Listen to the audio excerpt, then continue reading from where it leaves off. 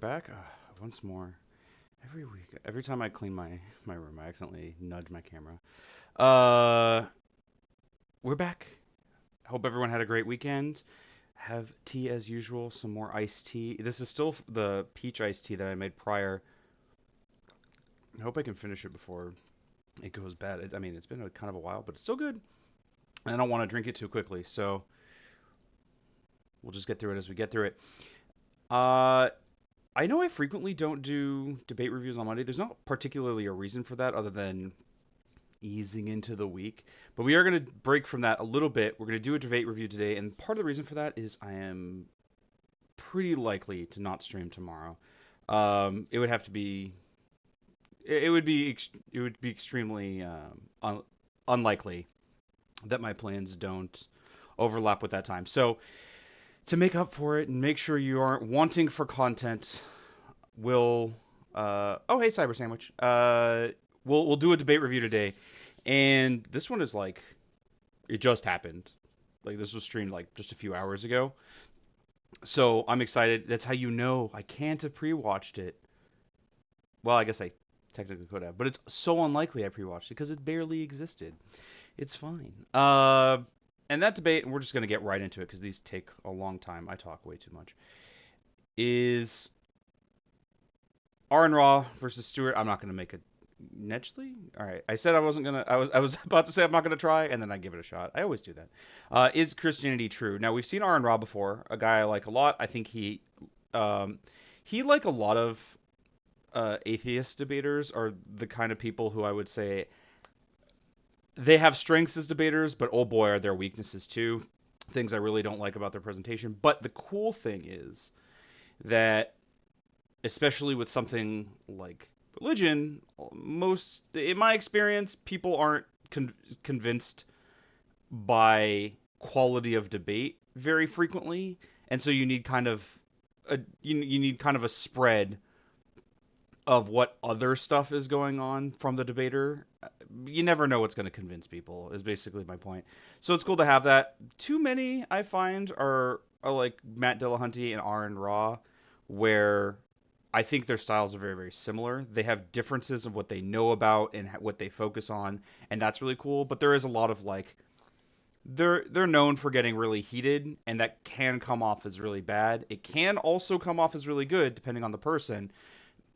It's just one of those like, well, maybe there should be a little more of a difference in how people do that. That said, I mean there are people who don't have that like angry atheist vibe, even though I do think it's a stereotype. I just haven't seen them debate very much, at least not so much on this topic. Though I know I've seen Alex O'Connor do it, and he's very much a different type of debater, and that's really cool. But I don't have any like every time I talk about this, I feel like I'm talking shit about Aron Ra or whoever it is, and I don't mean to. I like him a lot. I respect him a lot. He does a lot of really really good work. He's from what I have seen a really good activist, and I appreciate his efforts. He also has like I don't know if he has more, but he has at least one really awesome tattoo with like it's like a Nordic dragon and a Chinese dragon wrapping around each other that continues on his wife's arm. It's really really cool. Um, he's talked about it in some video or other. You could easily find him talking about it. I think he was giving a lecture. I don't think it was a debate. Well, in any case, I've also seen Stuart here before, and in fact, I've seen Stuart debate Aron before. He sometimes debates with a I think it's his dad. It might just be a colleague of his. I don't remember. I think it's his dad, but um and I don't mean that to like diminish or demean. His dad's I think they're both pastors or something. So it's like they're both people who would make a lot of sense to have in a debate like this, and the fact that they know each other is like, okay, sure. I don't know if y'all are seeing this, but I'm seeing like this weird pixels on the edge of the screen, and it's weirdly distracting me. And it's not, can't I don't know if it can be from the video because the video's not playing. I don't know. I'm just gonna ignore it. I wonder if that's just like from something else in the background. Actually, it was. All right, I got rid of it. The the thing I Stewart and the guy he debates with are kind of interesting. I have found both of them to be pretty bad faith interlocutors. The other guy that I've seen him debate with is much worse for this. I would put Stuart in a category, and I know this is going to be kind of insulting, but there's no way around it. I don't think he realizes how bad faith he's being. I think he thinks these are good arguments, and maybe that's speaking negatively of his intelligence. You can take that as if you can take it that way if you want. I don't really care. I don't get the sense that he's doing the thing that he does the things he does that are dishonest intentionally. I think he's used to hearing these, especially if that guy he debates with is his dad, because his dad is very dishonest, much much more dishonest, and in a way where I am less inclined to think that it's unintentional. That said, doesn't really let him off the hook. He often debates in really bad faith, argues really really bad points, seems to not understand points, so on and so forth. We'll see how much that happens here. I'm hoping it won't. It obviously doesn't lead to good debate or discussion. These two have debated before. They've gotten caught up on different things. We'll see what happens. Obviously, as per usual, honest about my opinions here, right? We engage in earnest, and no, I don't think Christianity is true. Now, what that means varies a lot from person to person, and so this is one of the problems of that claim. Um, I've heard, I think we actually, in a previous debate, it kind of came up that Sanvi reasoning, the person we were watching there, was saying like, oh, to be a Christian, you have to believe.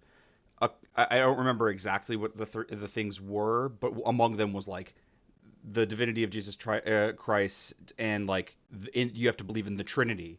Well, then, if that's something you think is necessary for a belief in Christianity, then you'd have to demonstrate that. But of course, not all Christians believe in the Trinity, despite what Sanvi seemed to claim. The Trinity is not a necessary part of belief, and if you are really uncertain about that, you can go look into the history of even the Catholic Church, where you realize that the Trinity was not always church doctrine, or at the very least, Christians didn't always believe this. I believe that was like considered codified into doctrine at the Council of Nicaea. Now, that wasn't a new thought. It wasn't like they invented it there, but that was, if I'm not mistaken, when it was decided on as church doctrine and dogma. So, prior to that, there there was at least enough of an inclination to believe that to not believe in the Trinity that codification was necessary, right? Early Christians, as I understand, some of them did not believe in the Trinity. I'll put it that way because I'm definitely not an expert on this. I'm taking this from Bible scholars that I've listened to, and I don't want to overstate the point.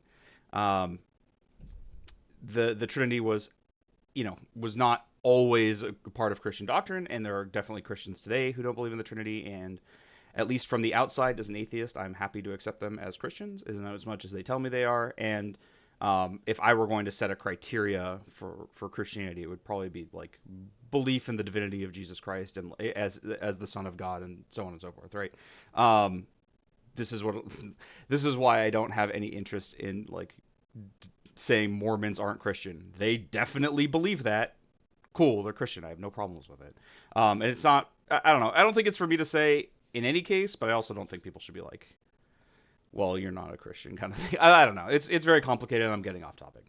The point is, what we mean by is Christianity true, as we've gotten on 4 tangents since I asked that question, is gonna vary from person to person, and what is meant by it is really nebulous. This is what makes it really difficult for the atheist interlocutor, because like what they even mean by it is up in the air. This is where I think having a less structured opening from the atheist would make a lot more sense, because what you should be trying to do, I think, is discerning from your opponent what they mean by Christianity is true, and then having responses to what they will say. This is difficult because obviously they could say a lot of things, but this comes back to a strategy I've mentioned before. It's in my concepts document called blocking. There are only so many arguments people do use, even if there are infinite arguments they could use, and you can prepare for a lot of them and just be like, okay, well, some amount of the time when people say Christianity is true, they mean, Jesus Christ was the Son of God and was resurrected and exalted to heaven, and like that, and those religious claims are true, and the metaphysical claims that go along with it, like the existence of God, the possibility of a resurrection and miracle, and so on and so forth. Um, some people might say, in certain aspects are metaphorically true or poetically true. Even early Christians, as I've heard, Bible scholarship is actually crazy interesting because like the evolution of beliefs is super cool. But as I understand, the earliest Christians didn't think Jesus was born was born the Son of God. They believed he was adopted by God. Well, that changes the claim a lot. There's a lot that goes into it. That said, there are certain beliefs that are like pretty easy to like know are going to come up. Christianity obviously couldn't be true if there's no God, so you have to demonstrate the existence of a God and so on and so forth. One of the difficulties that I find Christians have and simply sidestep is very frequently apologists in particular, which Stuart, I don't know if he's an apologist. I'm pretty sure he's a pastor. I don't know if he also like considers himself an apologist. It's not super important.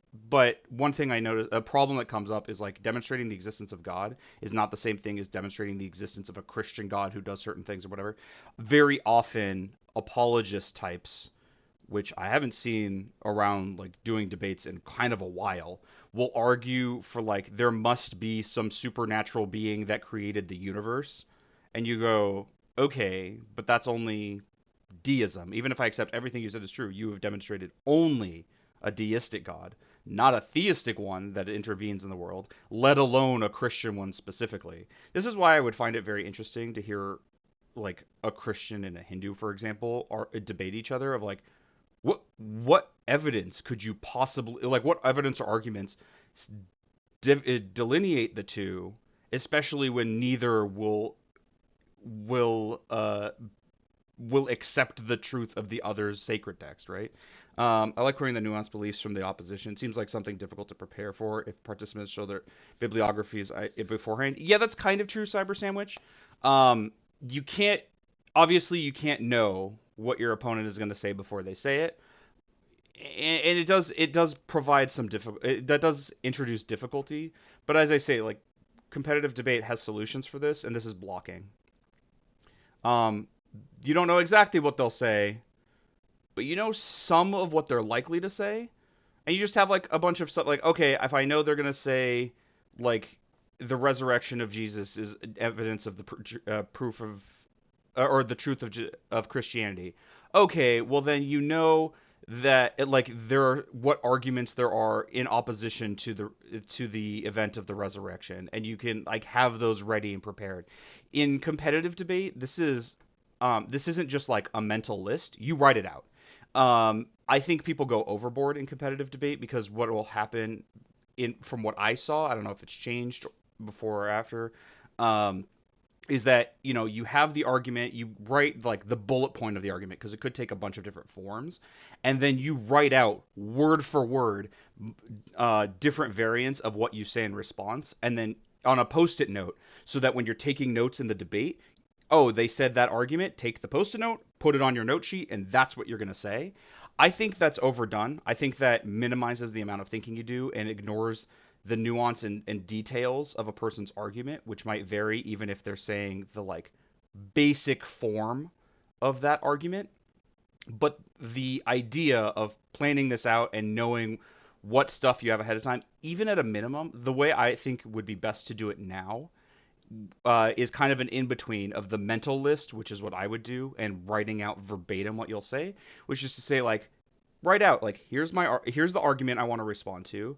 Here are like some bullet points of the arguments against them. I wouldn't write out the arguments entirely, but I in particular would want to focus on what the evidence is that supports these counter arguments, because that's really hard to remember on the fly, especially with kinds of arguments that we're not going to see here, but ones that require like evidentiary support. So like if I'm going to argue about trans stuff, like I'll want to know on hand what the actual like what study derived the reduction, like determined that trans people are like 94% less likely to kill themselves with a supportive if they have a supportive parent.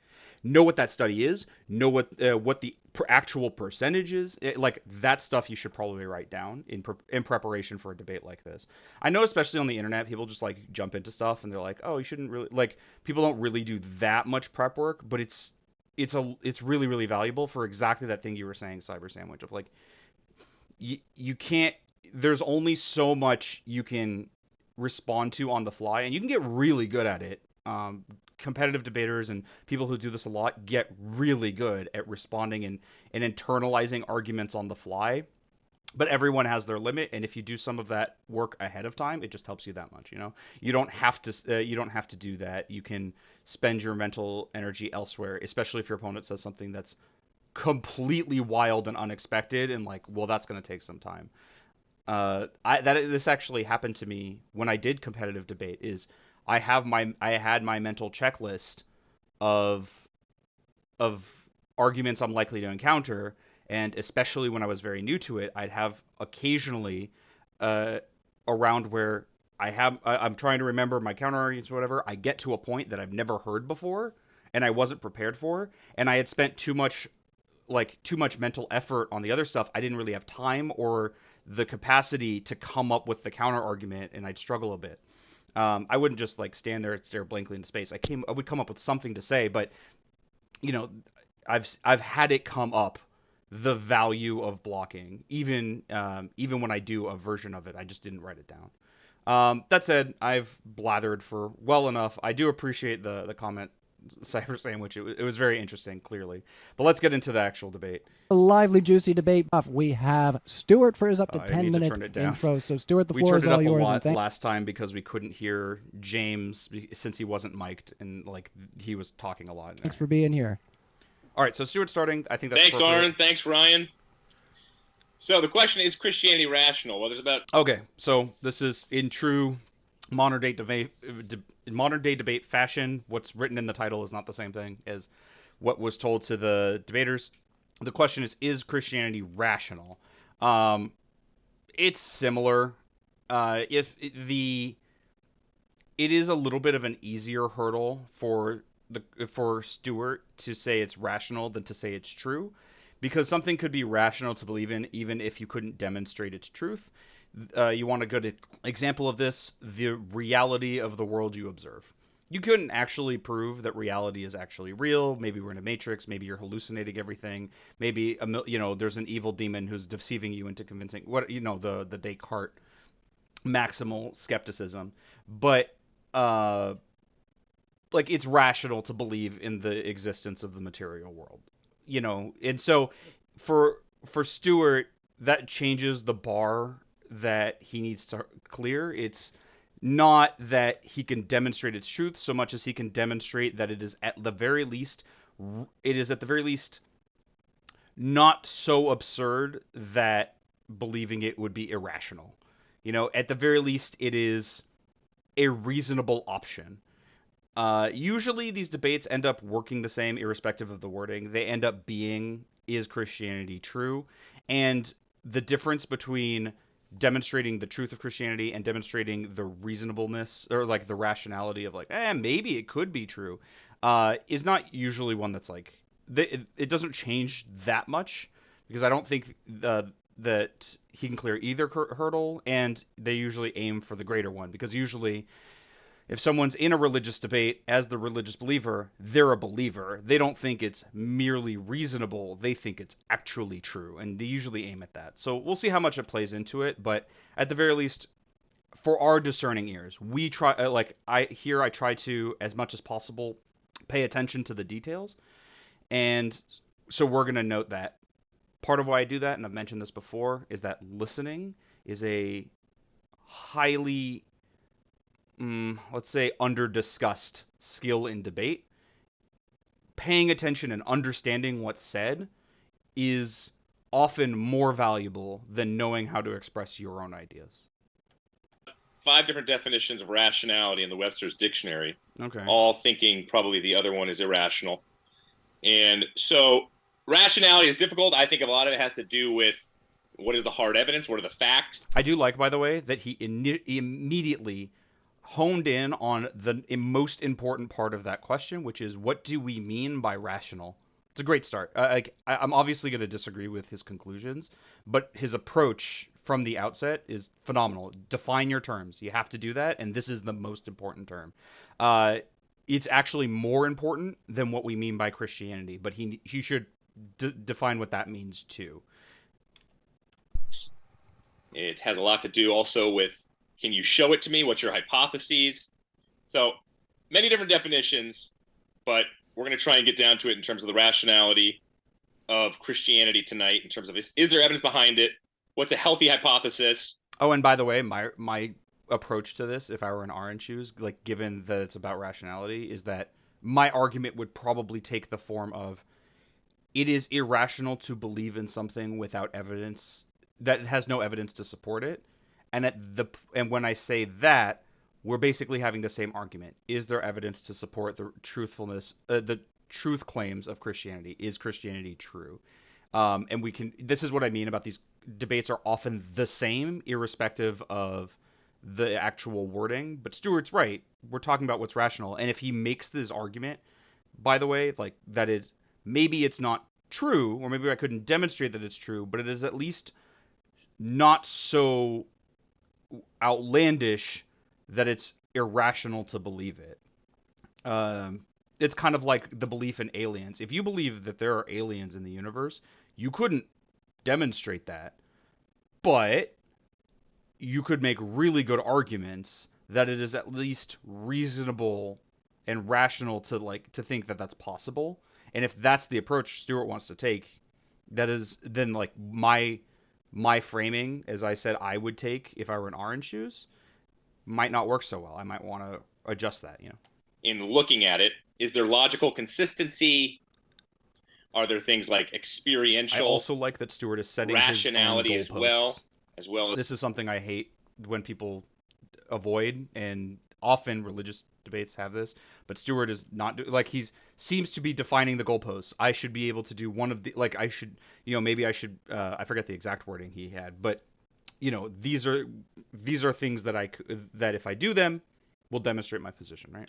It's implied, and maybe he won't hold to that. But if he's doing that, and if he's saying like, "Hey, this is what I have to do to prove my point," that is actually really good faith. In fact, was evidential. Maybe I'm remembering about it. Well, we'll see. Intellectual side of it.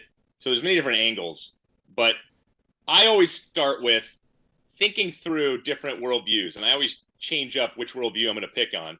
So I've got some new ones tonight.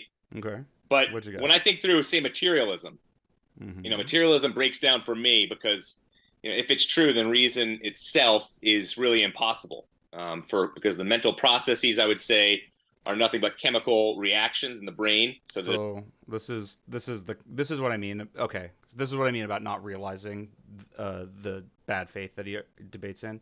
There are a lot of really bad assumptions that go into that argument, but it's the kind of thing that apologists say all the time, and I'm guessing he picked up from his dad. He the way he's saying it, it sounds like he thinks this is a good argument, but no, it's nonsense. This is something that came up in a previous debate, I think, or maybe it was just in my comments during my last debate review, which is that religious believers will often take as like, okay, you require. Oh no, we did talk about it in the debate review. In fact, we'll talk about like you need God to have logic, which isn't true at all. Like there's no reason. There's not like a justification so that so much just to say, well, without God, then like it just comes from us, and isn't that like scary? In a way, that's basically what they're saying, right? Isn't it? Doesn't make you uncomfortable that we don't have a means of vetting something so integral to our thinking as logic, because we're just out here on our own. But that doesn't make it necessarily unreliable. It works, and the fact that it works is pretty important. Maybe some highly advanced alien species finds us one day and throws everything we know about logic on its head because we were thinking about it poorly or whatever. But until that point, it works for us, and therefore is reliable in that way. But to argue like, oh well, without more or less, without God, how can we have logic? It's nonsense. There's no reason to believe really that anything is true. Chemicals don't reason. So this is also okay. Yeah, that's what I mean. He was approaching it the other way. There's no reason to believe any of it's true or whatever. This is very much the first day in philosophy type of thought, and I don't want to denigrate Stuart for this. A lot of people kind of get suckered in by this. I remember even when I was first talking about philosophy with my friends when I was much younger, they were like, "Oh, but like, couldn't you not really know anything?" And that's true. At a certain point, like fundamentally, we can't know anything. There's always an amount of uncertainty. Um, there are always assumptions that we have to make for any system of anything. And yes, we can't necessarily prove those systems or those axioms. This is true for ethics as well. Any ethical system, we have to make certain assumptions that are more or less reasonable, and we have to hold by certain axioms, but that's just how it is. And the question people often have when they're new to philosophy is like, okay, but then like, can't you never proceed from that? Can't you never, if that's step one, how could you ever take step two? And the short answer is basically you just get over it. You just kind of move past it, because like, okay, but we can't ever know anything. But we have to move on with our lives. We have to make decisions. We have to proceed in the world. Epistemological nihilism is deeply unhelpful. And so given that we have to move forward, we just have to put it aside. We just have to understand that that's true, build in the appropriate uncertainty, and like in hedging when we make any declarative claim. Think about what you might not know or what you might be founded upon whenever you say a thing, but then you move on. It's really not, there's really not much you can do other than that. And to say, well, because this is such a huge problem that there must be a God to solve it for us, I don't think it's justified. I think it's in fact really weak-minded to say like, well, I need someone to help me. Like, this isn't a hole I can't dig my way out of, so I need someone to pull me out, and so I'll invent someone to do that. Who could just move on. This is probably the epitome of now what philosophy. Okay, you can never prove anything. Now what? Now what do we do? How do we move on with our lives? Because we still have to do that. Whether we can prove anything or not, tomorrow will still come, and we have to make decisions, and we have to go about our lives regardless. And so we operate on assumptions, and we understand that that's a thing, and we don't really have another choice. So it's okay. Then they react. So That doesn't for make me, materialism clearly breaks unreasonable. down. It's totally See, illogical. that's not like a breakdown of materialism. That's an understanding of what certain worldviews entail. Understanding that, like, yeah, that's part of it. We can never really know that our logic is sound, but it works, which is a pretty good test. At the very least, there's that. By the way, religious thinking is far worse for this, because you can make no predictive claims based on like, well, I believe what it says in this book, therefore this will happen. It just doesn't work. If you think it does, you look to people who prophesize the end times. It's totally non-rational to me. Pluralism is another one I've been talking about recently with people. Pluralism breaks down because it's basically saying we all have different parts of an elephant, and pluralism is standing outside of the elephant, saying that I have the enlightened perspective on spirituality, and you are all just holding different parts of an Remember what elephant. pluralism is? So I don't remember. Hold on, I'm gonna have to look. I don't remember what pluralism was, so I was gonna like see if he would define it, but of course he's defining it like in opposition. He's going to strawman it. A condition or system where it's two or more states groups coexist. Okay. Well, no, that's not. Okay. Pluralism and philosophy. The position that there's not one consistent means of approaching truth of the world, but rather many. Yeah, that seems okay. That's just okay. It's an epistemological framework. In case anyone's forgotten, epistemology is how do we know things? It's the study of knowledge and belief and knowing. Derived from this, by the way, are things like education, as a thing you can study on how to improve education, things like that. there are a lot of, or like even certain aspects of psychology derive from this kind of thing, of philosophy. Uh, but okay, you have a problem with the idea that there are multiple approaches to the Elephant. truth? None of you are making real exclusive truth claims, and I just want to be What? a liberal snowflake, just pummeling you with an avalanche of tears and all Oh. this supposed tolerance and sensitivity. And so I'm going to say that Okay, so now the like pointless like liberal snowflake like clearly like hates people on the left and that's just showing up for some reason. What? Okay. that everything's the same. Pluralism is We not know there's like a liberal idea. It's an epistemological fact. internal contradictions with that. Humanism, I think humanism is simply Christianity light. It's not. It's I very think that not. humanism has just stolen all of the Christian values. This is where, like, the only again, I'm really unsure if he knows how dishonest he's being as he says this. I think for this part, I think he is. But like, no, obviously that's not true. A a like pretty big component, or maybe not a big component, but like one aspect of humanism is religious freedom, which is at odds with any religious belief because, especially Christianity, which wants everyone to be Christian. It's very much not Christianity light, and there are a lot of things that Christians now hold as values that are in line with humanism, but are not derived from Christianity other than like, well, most Christians are now on board for it. Christians don't get to lay claim to, for example, like being opposed to rape because most Christians are, but like they don't get to lay claim to that. It's not in their text. It's not derived from their beliefs. It is something that now most Christians agree with. only thing it hasn't stolen is the story, the Christian story, the narrative, which holds all these values together. So at the end of the day, if you look at it from an evolutionary Oh perspective, yeah, and that's the other thing. Like, there's a huge issue in Christianity in talking about it because what is written in the books is very different than what people believe about it. Christianity is often like portrayed and thought of as like, oh, like love your neighbor and you should love everybody and like and all this stuff, but like that is not really true to the practices of Christian churches and very not true to what's written in the books. It's just like the brand Christianity has made for itself. It makes this whole thing a quagmire. or a scientific perspective, it really makes no sense if you're a humanist that is a non-Christian humanist. Relativism, I think, breaks down as well. That's another perspective I hear all the time. It's true for you, it's true for you, it's true for me, it's true for me. I would just ask, is that true?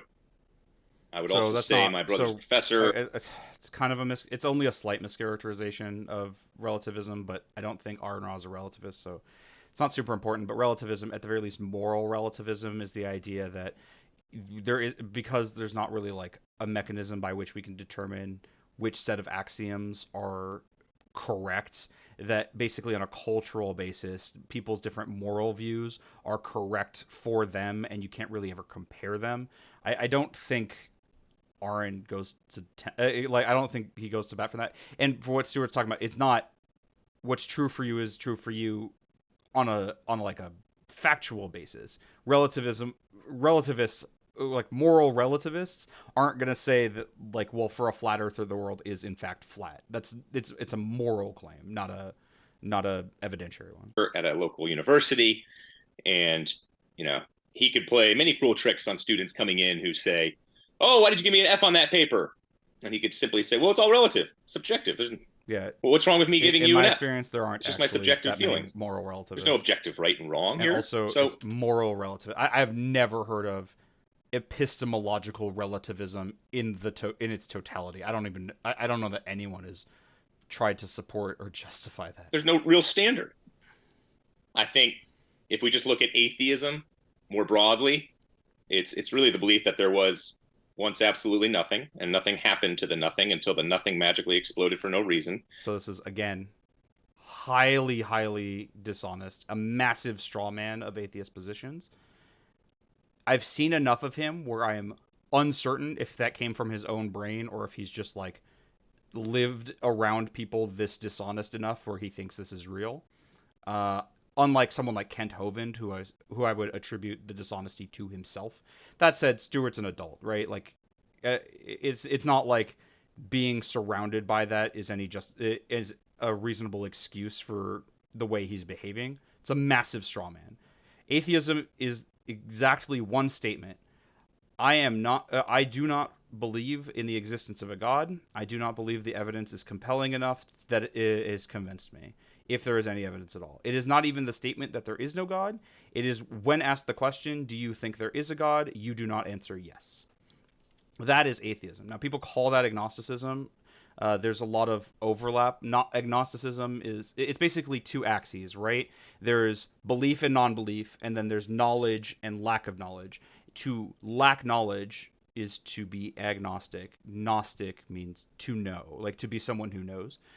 So you can be a Gnostic atheist, which would be like the anti the anti-theist, the person who says not merely that I do not believe in a God, but that I know that there is no God. That is often a caricature made of atheism. Like that's what Christians accuse atheism of being, but agnostic atheism is far more common. Most atheists are I can't ever know, but I do not believe that there is a God. And you can have Gnostic theists. A lot of theists claim that they're Gnostics, and you can have agnostic theists. I've met them; they exist, and it's really not that weird. But Stuart to saying like to believe in atheism is to believe that there was nothing, and then nothing happened to that nothing, and now there's everything. First of all, those are scientific claims, not atheistic claims. You could be an atheist, say, I don't believe there is a God, and then when asked about the origin of the universe, say, I simply do not know. That's not contradictory in any way. The only reason it becomes contradictory is because religious people make such extraordinary claims about the universe that they couldn't possibly ever demonstrate, that they will demand from the non-believer an answer to a thing that they don't have an answer for either. They've simply made up a magic sky daddy to wave his hands and solve the problem for them. It is a roundabout God of the gaps to say you can't answer this question, therefore you're wrong about your belief system. But you don't have to believe in any scientific claims to be an agnostic, or to be an atheist, I should say. Creating everything and everywhere, then a bunch of the exploded everything magically rearranged itself for no reason whatsoever into self-replicating bits that... So that's also a mischaracterization of the science. He says for no reason whatsoever. No, there are reasons. They're like the laws of physics are reasons. Things behave in this way because like there are aspects of their... Like maybe the laws could have been different, and you can argue about that, but like the laws exist, and so because of how things interact, that's how they continue to. Like it's not completely random. You're not going to teleport randomly to the other side of the planet for 10 minutes and then back. That could happen if there were no reasons for anything, but there are reasons, Turned into dinosaurs. Yep. That's kind of my reasoning on the rationality of atheism. And scientism. And when he's by himself, he comes off as a lot more dishonest. When he's next to his dad, I think it's his dad. When he's next to the other guy that I've seen him debate with, like he comes off as the far more reasonable, which is wild given how he started. Is what oftentimes we get into here on these debates. I gotta stop and pausing. Thinking further through on scientism. There's really no discovery. Guy. Oftentimes people say, well, just science. There's science and no God. Well, there's no discovery of science that has the least tendency to show that there is no God. That's right, because Peter of methodological naturalism. Inwagen at Harvard said that. Yeah. So science can't prove, obviously, things like logic and math. But of course, atheists don't say science has disproved the existence of God. Only religious believers accuse atheists of saying that, but they don't. Atheists have philosophical reasons for non-belief, or sometimes emotional ones. Some people, like Hitchens has mentioned, he simply did not have it in him to believe. Even as a child, he simply didn't. And it's not that he had reasons for it at that moment, but he simply did not have that belief. But of course, he's accusing atheists of saying that like science has disproved the existence of God, which it can't and hasn't. And it's like, and so therefore they're like lying, I guess, or they're wrong, but they don't say that. Atheists just don't say that. It's a philosophical view. Can't prove it. It's a metaphysical. Can't prove metaphysical truths. Can't prove ethical truths, morality, aesthetic judgments. Science can't even prove But of itself. course, like he's one of those people who argues for like scientism as the rationale for atheists, which so he's he has a fundamental misunderstanding. He's accusing simultaneously atheists of relying exclusively on science and therefore like being incorrect. It's this jumbled mess of like every step on the in the every premise is wrong, and then also and so to argue with the wrong conclusion requires you to argue with all of these previous premises. Like, how'd you even get here? Every step was wrong. Because it's permeated with unprovable assumptions. But this Theory is of also relativity why hinges on speed of light and being shouldn't. constant between A and B. Never mind. So it's accepted, but in no way can it be proven. I've forgotten And how for me, insufferable an illustration that I use is atheism and theism. Let's say if they were both. Oh, and if you want a breakdown of the word, theism is a belief in God. The prefix a means without. So the atheist is without theism, without a belief in God. That's all it is. Dabbling in magic and pulling a rabbit out of the hat, well, atheism is worse than magic. Nope. Because you just have the bunny coming out of the hat, you have no magician. This is also a fallacy. This is the tu quo quo fallacy. It's you do it too. You accuse Christians or religious believers of believing in like magic sky daddies or whatever, which they do. Well, you believe in magic true too, and in fact you do it worse. It's not true. But even if it were true, that doesn't justify Christianity. Let's say he's correct. Atheists believe in more magic than Christians. Does that make Christianity rational? Maybe we should disbelieve in either. Though once you put it in those terms, you understand why this is nonsense. You don't believe in atheism. It's not atheism isn't a belief. It is a lack of belief. You don't believe in atheism. You simply do not believe in God or gods. So those are some of my worldview perspectives that I've been thinking about. But getting more specifically into why I am a Christian and why I believe it's rational. Well, I think you so need those are two different claims. By the way, like let's be real, you're a Christian, Stuart, because you were raised as a Christian and you never thought about it, and you listened to your dad who lied to you about it for years. You're like let's not pretend you came to Christianity rationally. You believed it since you were a kid. have origin, meaning, morality, and destiny. Origin, where are you coming from? Big questions. So origin, where are you coming from? If we don't know the origin of the universe, does that mean Christianity is true? No, obviously. So that's obviously not an actual reason. Already starting off with like, no, that's not why you're a Christian. You're lying to us. That are metaphysical. Like, where did we get all people are created equal? Where did we get value for human beings? Why are human beings more valuable? By the way, does not like insist on the well, Christianity more than other religions insists on the like equality of humanity, but like Christians generally have not derived that from its teachings. Certainly the Old Testament doesn't lead to a belief that a belief in the equality of all humans. Then the horse, the pony I'm getting for my girls. I mean, if that horse suffers at the same level as my girls, if that horse has the same level of reasoning, say if one of my girls, for example, was handicapped, why doesn't that horse have the equal value as my daughter? It does. Maybe not equal value as far as like how we consider it. I don't know. I guess I'm a little bit of a speciesist in that like yeah, I would prefer the well-being of the human to the well-being of the animal, but given the ability to provide for both quality of life, I think both are equally deserving of it. What's wrong with that? But of course, like that's of course he doesn't think that. He thinks whatever. It makes no sense from a place of origin. And second, meaning. There's no objective meaning in atheism. There's nothing. So notice, yeah. So there's no objective meaning. Neither is there objective meaning in Christianity, by the way. They claim that like objective meaning comes from God, but God is a subject, right?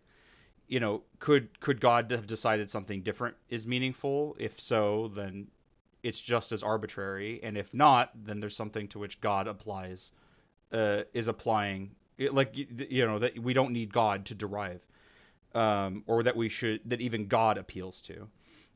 But not having objective meaning, I'm sorry that makes you uncomfy, but such as it is, if the fact that you don't like the idea that we can't have objective truth or objective meaning doesn't make it the case that we must have objective meaning and therefore there's a God.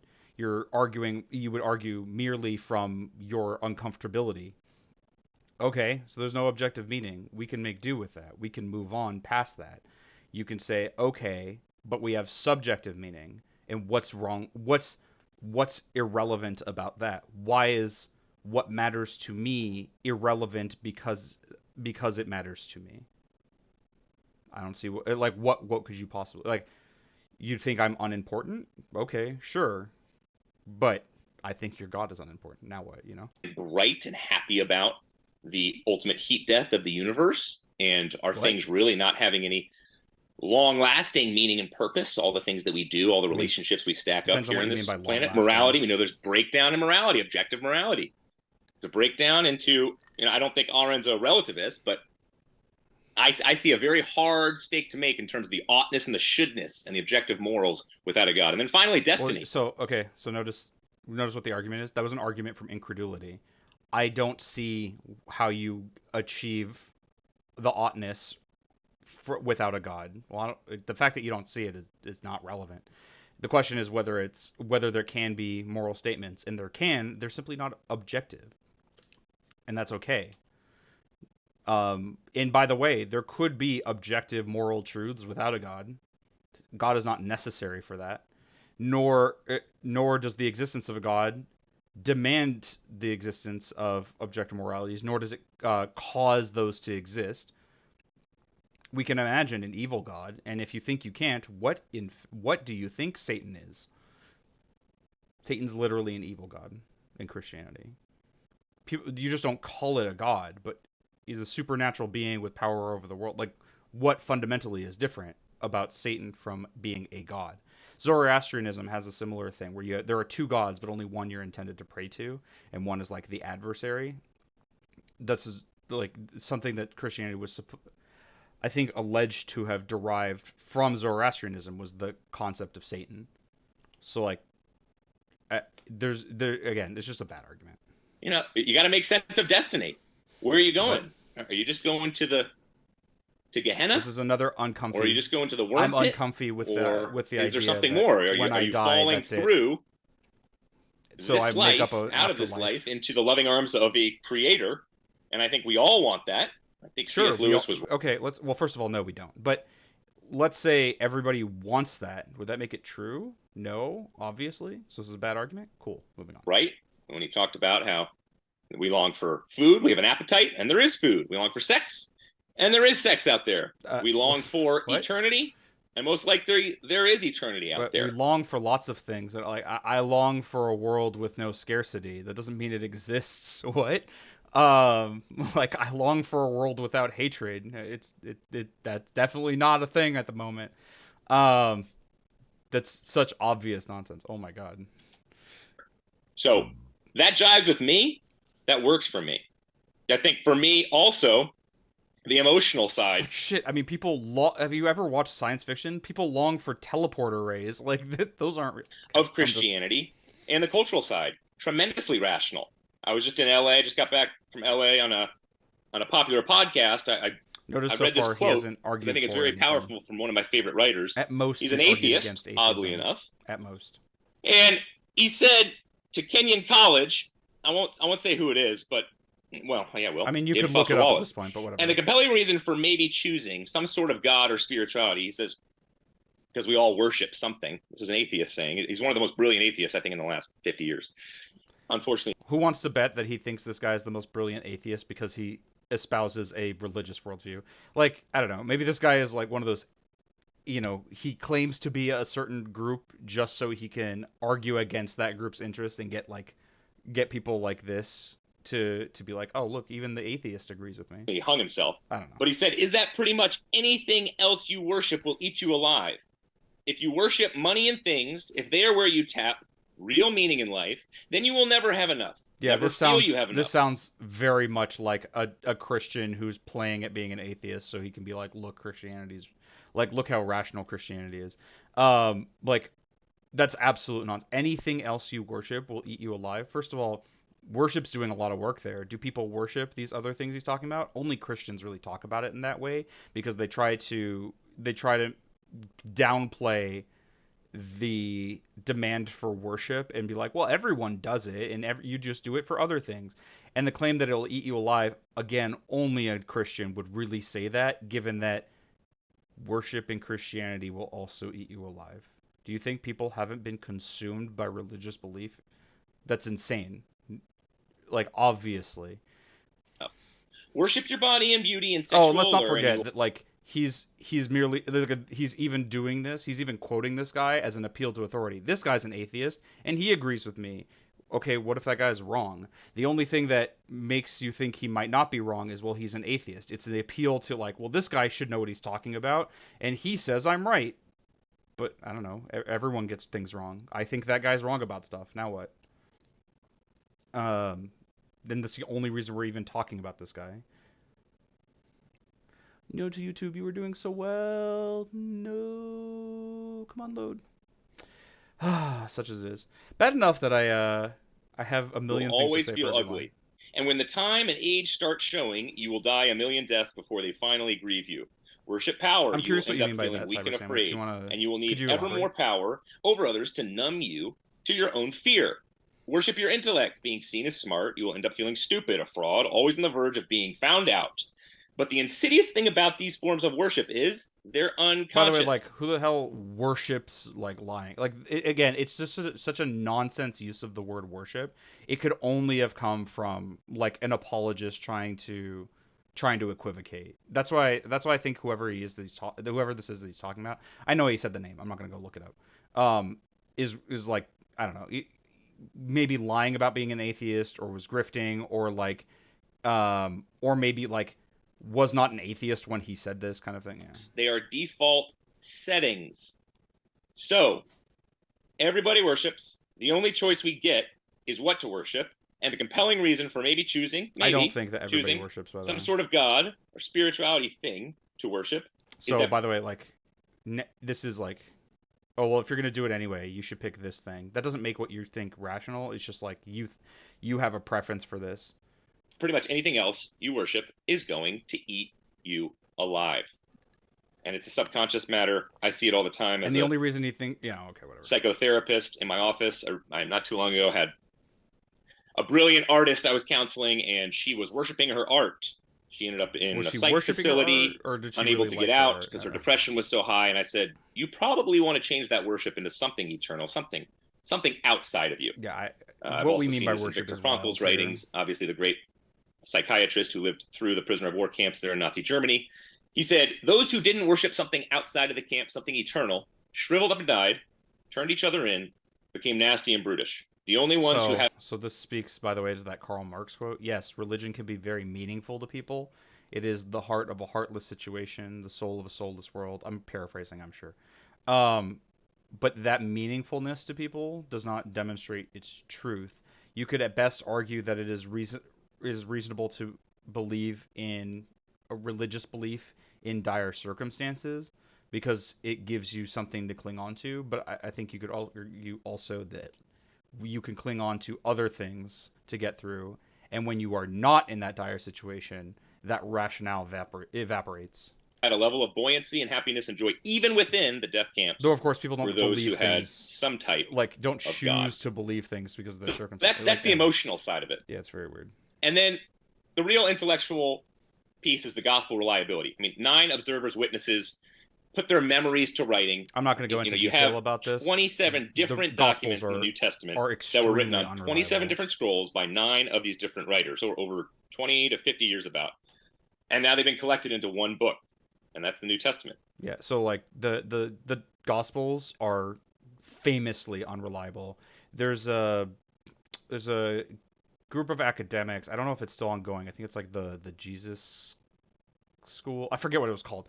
There was some group where their like whole thing was to go through and like go through the Bible and figure out historically what they think was said, what wasn't said, was mostly true, not true, whatever else. It's something like half of the Bible was considered like some degree of false, like mostly false or entirely false. A lot of the stuff is nonsense. You want an obvious thing is that multiple gospel. I think there are 2 different genealogies for Jesus in the Gospels, and they don't line up at all. they're just not the same. How could they possibly be like? How could they all possibly be like be reliable if there are mutually exclusive claims between stuff in the book? Well, religious institutions fulfill a lot of cultural identity from social by living people. Uh, yeah, I mean, I guess that's interesting. Okay, so Cyber Simon says, I think there's a lot of, there's also the polarization to consider. I see a lot of scripture references to false worshippers. Well, religious institutions fulfill a lot of cultural identity from sociological viewpoints.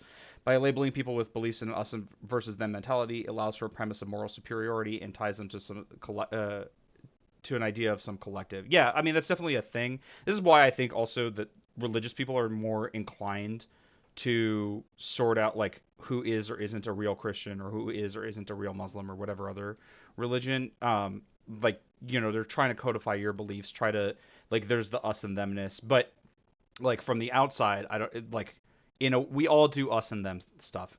I try not to like to be polarized in the point of like, well, them should be hated, but as an atheist, like the religious believer is the them, and so I don't need to quibble about which category they sort themselves into. It is interesting, and it comes up. I don't know how much it's going to be relevant in this debate, though, Cyber Sandwich. We'll see. Maybe I'm missing your point, though. Oh, no. I paused for too long. No, we were doing so well. Please. Um, but yeah, I'd like to note that, like, Stuart's closest argument in favor of Christianity is like, well, everyone worships something, and this one won't eat you alive. Citation needed. And like, I don't get how the world could be if 5,800 handwritten Greek manuscripts, 9,000 manuscripts in other languages. Homer, we only get 643. By the way, the proliferation of those manuscripts, they're not scrolls, all the same. Huge discovery in the 1900s, gigantic. The person I learned a lot of this from is a scholar by the name of Bart Ehrman. He does a lot of lectures and stuff. They're really, really interesting. If you want to learn more about it, he's one person that you could look into to learn more about. No, the Bible is not. It is not inerrant. It is not reliable. It is not consistently demonstrating the truth. Like, it is full of flaws. Read books from end to end. You have obviously Isaiah, most of Isaiah on a fragment, but then you have fragments of every single book in the Old Testament. And like our gigantic oldest manuscript from the New Testament is like 100 years older than the events. It was like from 100 years after the events that it's supposed to depict. And manuscript is doing a lot of work there. It's about this big. It's about the size of a credit card. But like, it's a piece that we have that's that old. Like, who knows what it was before then? Bible is a whole nightmare of like. You get early testimony. My biggest piece of early testimony would be Paul, 1 Corinthians 15, 3-8. He also talks about in Philippians 2, but I would go 1 Corinthians 15, 3-8 as number one, because what is passed down? What has been passed down to him? And I would say the weeks. Notice he's saying like what he's look, it's early testimonials. The guy he referenced is saying this has been passed down to me. Paul was a convert to Christianity when Christianity was a thing. He wasn't even alive for the events that were supposed to have taken place. And this is Stuart's like, oh, this is the like, look, we have early attestation. Attestation, yeah. Weeks after Jesus' resurrection, we have the immediate preaching of what occurred with the resurrection, which is the gospel. That's weeks. That's the scholarship. Maybe I'm remembering wrong. Maybe you should look into. So eyewitness testimony, I'm pretty multiple sure independent Paul sources. Was like well so you have after coherence and dissimilarity within it. That's pay dirt for historians. It's not just wild contradictions. No, there's dissimilarities, and there needs to be 60 years, or there's some type of collusion. Eyewitnesses are trustworthy. I would say, like, why would they lie? It doesn't make any sense. Well, women, for example. So this is another trick that Christians often pull. Like, oh, they're trustworthy. Why would they lie? They don't have to be lying to be untrustworthy. What if they're simply wrong? What if they're simply mistaken? What if they think a thing happened and it didn't happen? That happens all the time. This is why witness testimony is notoriously unreliable. They don't have to be lying, but they always put that burden of like, what, like, you have to prove that they're lying. No, I don't. I just simply think they were incorrect. Maybe they believed sincerely. I'll grant them that. I won't call them a liar. I won't call them liars. I'll simply say, how do we know that what they think they saw or they think they remember is accurate? Trustworthy, even though Josephus would say that's ridiculous. They are untrustworthy, so that's enemy attestation. Corroborating evidence Also, from enemy archaeology. attestation is from Other people writers, who there's the are Pool of Siloam, Christians. They're believers Bethesda, now. Now they were on and on. We'll get into converts. that later. So, But like, the he would enemy say they attestation is didn't used also, to be, but still. Romans, Jews. Let's just say the disciples stole the body. And that was a rumor that spread Well, for a more long time. likely, as I Embarrassing understand, details. is that there would never have been a tomb. Jesus was supposed to have been a criminal. Why would there be a tomb? So, like, there wouldn't be a tomb for him to have vanished from. Why would they add this about Peter and the women? Like, the Romans make were any not sense why known they for would add letting that. people take the So maybe these crucified disciples, corpses these off the gospel writers, cross were just and then brilliant. go bury them in a tomb. Brilliant fishermen, and magically they were able to pull off this amazing stunt. Maybe. I'm not totally against that idea. I hold myself to be agnostic, and at times.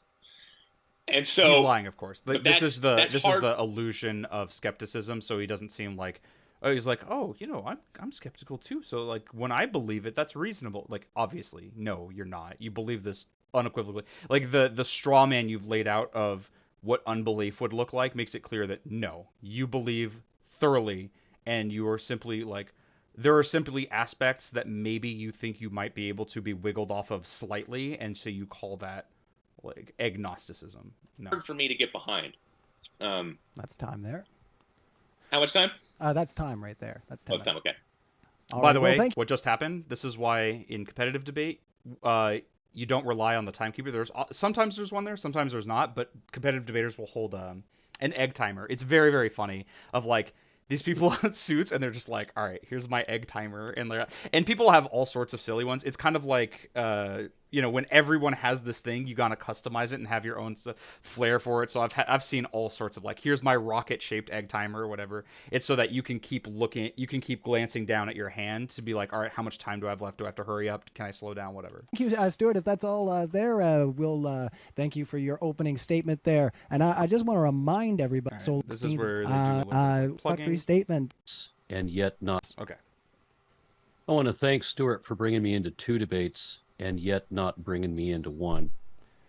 Because as you look at the title of this video, it is yeah, is this might not be on true? Stuart. And that's the one I thought we were going to have. But Stuart decided. This is one of those, like, I would normally I would hold that to Stuart of like, well, yeah, that's what the title says, if that's what Aron was under the impression of. But we've also seen modern day debate will sometimes like phrase it differently to the different people. Like they might have sent Stuart like, oh, here's the debate topic, though maybe it was changed. Like it could be on him, it might not be on him. We got to figure out what we're talking about, and it's annoying that we were going to have a debate on, is Christianity rational? But fortunately, he didn't bring an argument for that either. He did bring one. This is like what he did do was let me know how much he does not know about atheism. First of all, what is materialism? Materialism is we both accept that there is this material universe. I think we both accept that there's a material universe. I don't also assume a magical alternative reality like Stuart does. Right. So materialism is not assuming another reality that is not indicated. Materialism is more or less a disbelief in the supernatural. To say the material, it is phrased often as the material world is all that exists, which sounds really limiting. But when you put it in the terms of like, the contrast is that there is no supernatural element, and that's all it's meaning to really say, that's when it becomes like, oh yeah, I guess that's not that weird. Chemicals don't reason. I would say that only chemicals reason, that the only thing that we can show in the universe that reasons are chemicals. And the other thing about how he said the atheism, the worldview of atheism is this is something I also think is like kind of a weakness of Aron, is that like if someone starts to like go ham about strawmanning atheism, he will get caught up in it and he'll like want to defend the position, which is a lot of times fine, especially if the debate is like Christianity versus atheism, where it's like, okay, you're kind of here to rep your position. But like we should be talking about Christianity. I guess if his position is that Stuart has presented no arguments, then like what else are you going to fill your time with? But it's not strictly important. You can mostly just say, listen, he strawmanned what atheism is to no end, but it's not super relevant. I'll pick out like one or two things maybe to demonstrate it, and then we can move on. But the whether Stuart thinks atheism is rational is completely irrelevant to this discussion. Yeah, I agree. Thing exploded and all of that, except that we don't believe there was ever nothing. Not even Lawrence Krauss believes that. Does he not? I've had the opportunity to talk to a number of cosmologists. So I listened to the audiobook for A Universe from Nothing by Lawrence Krauss, where he explains what he means by a universe from nothing. He defines what he means by nothing. He has been criticized for that definition because people are like, well, that's not really nothing because it's not the absence of everything. But as I remember, the definition was like, okay, there's no space, there's no matter, there's no space, there's no time, there's no laws of physics, there's no this, there's no that. Like, I don't know what's left to be there that he hadn't removed. So like when Aron like says even Lawrence Krauss doesn't believe that, then I think maybe I just don't understand what would be missing there. That's probably just I'm too much of a layperson to get it. Just cosmogonists. Too uneducated. Even in models of cosmogony that have a singularity, the singularity is eternal, never created. There was never a time when there was just nothing, and the Big Bang is not an explosion. And by the way, this also science doesn't like Big Bang, like the Big Bang theory is currently best guess. There's unquestionably a period of rapid expansion in the universe, but like the initial like the beginning, the actual like t equals 0 is very much a work in progress to understand. Prove math because math and science are called math and science because they're two different things. So math has proofs, science doesn't. Science doesn't have to prove anything. It's not about that. It's about showing what is or is not supported by the evidence. Yeah. If anything, science is about disproof. The things that science claims as like as things that are true are things that the process has been unable to disprove consistently, and to high degrees of, well, it would be really unlikely that we are unable to disprove it this many times and this thoroughly unless it were true. Science is in the business of disproof, not proof, weirdly. Oh no, I accidentally muted it. Right. There we have objective morality. I could argue if we want to have a whole separate debate on that about objective morality, where Christianity some can't philosophers believe that have objective morality because all you have is the subjective opinion of whoever's pretending to speak for God's subjective opinion. Yep. But if you have an actual reason why we, a series of criteria that we all agree on, how do we determine whether something is moral or immoral, then we can use that to judge your Bible and your God and determine that he is not moral. There's no such thing as destiny. Yeah, and that's he glances over it because it's not super important for the conversation, but that is something to note, is like any view of morality that is something other than we just believe uncritically what is written in holy texts would condemn the Christian God, or indeed any God, for not being moral. Certainly not perfectly moral as people often claim. Like the Christian God has ordered genocides. Like has failed to condemn slavery. This is immoral, very clearly, and the only way you could believe otherwise is to be a complete unthinking divine command theorist and say no, therefore those genocides must be good, which I argue would make you a monster. That would be yet another thing that would contradict free will.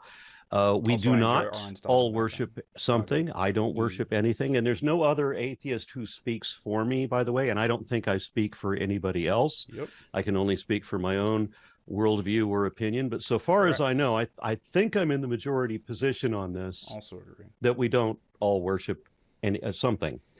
And then one of my many problems with Christianity would be the absence of independent sources. All you have are are anonymous claims. There's no corroborating evidence. There's really no evidence of any kind. Oh, and as a note about these gospels too, is that it's like the gospel according to Peter or whatever. Or well, I don't think Peter's one of them, but like the gospel according to Matthew.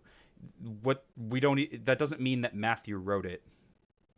It's just what at best it's from someone named Matthew who said these things happened. And the person who wrote it down might not be the person who said it, and that person, who knows who that person is, So going to the argument that I thought I was coming here for, the one that was pitched to me, the one that is in fact advertised on the video, is Christianity true? And the simple answer is, of course not. Christianity is the notion that there is a God and that we have to believe that, or we'll be mercilessly and savagely tortured forever and ever and ever, relentlessly for all eternity if we don't believe, by a God who supposedly loves us and yet denies us any rational indication of his existence. Another indication of the immorality of God, by the way, is infinite punishment for finite crimes. If you were to murder someone, don't. That's bad.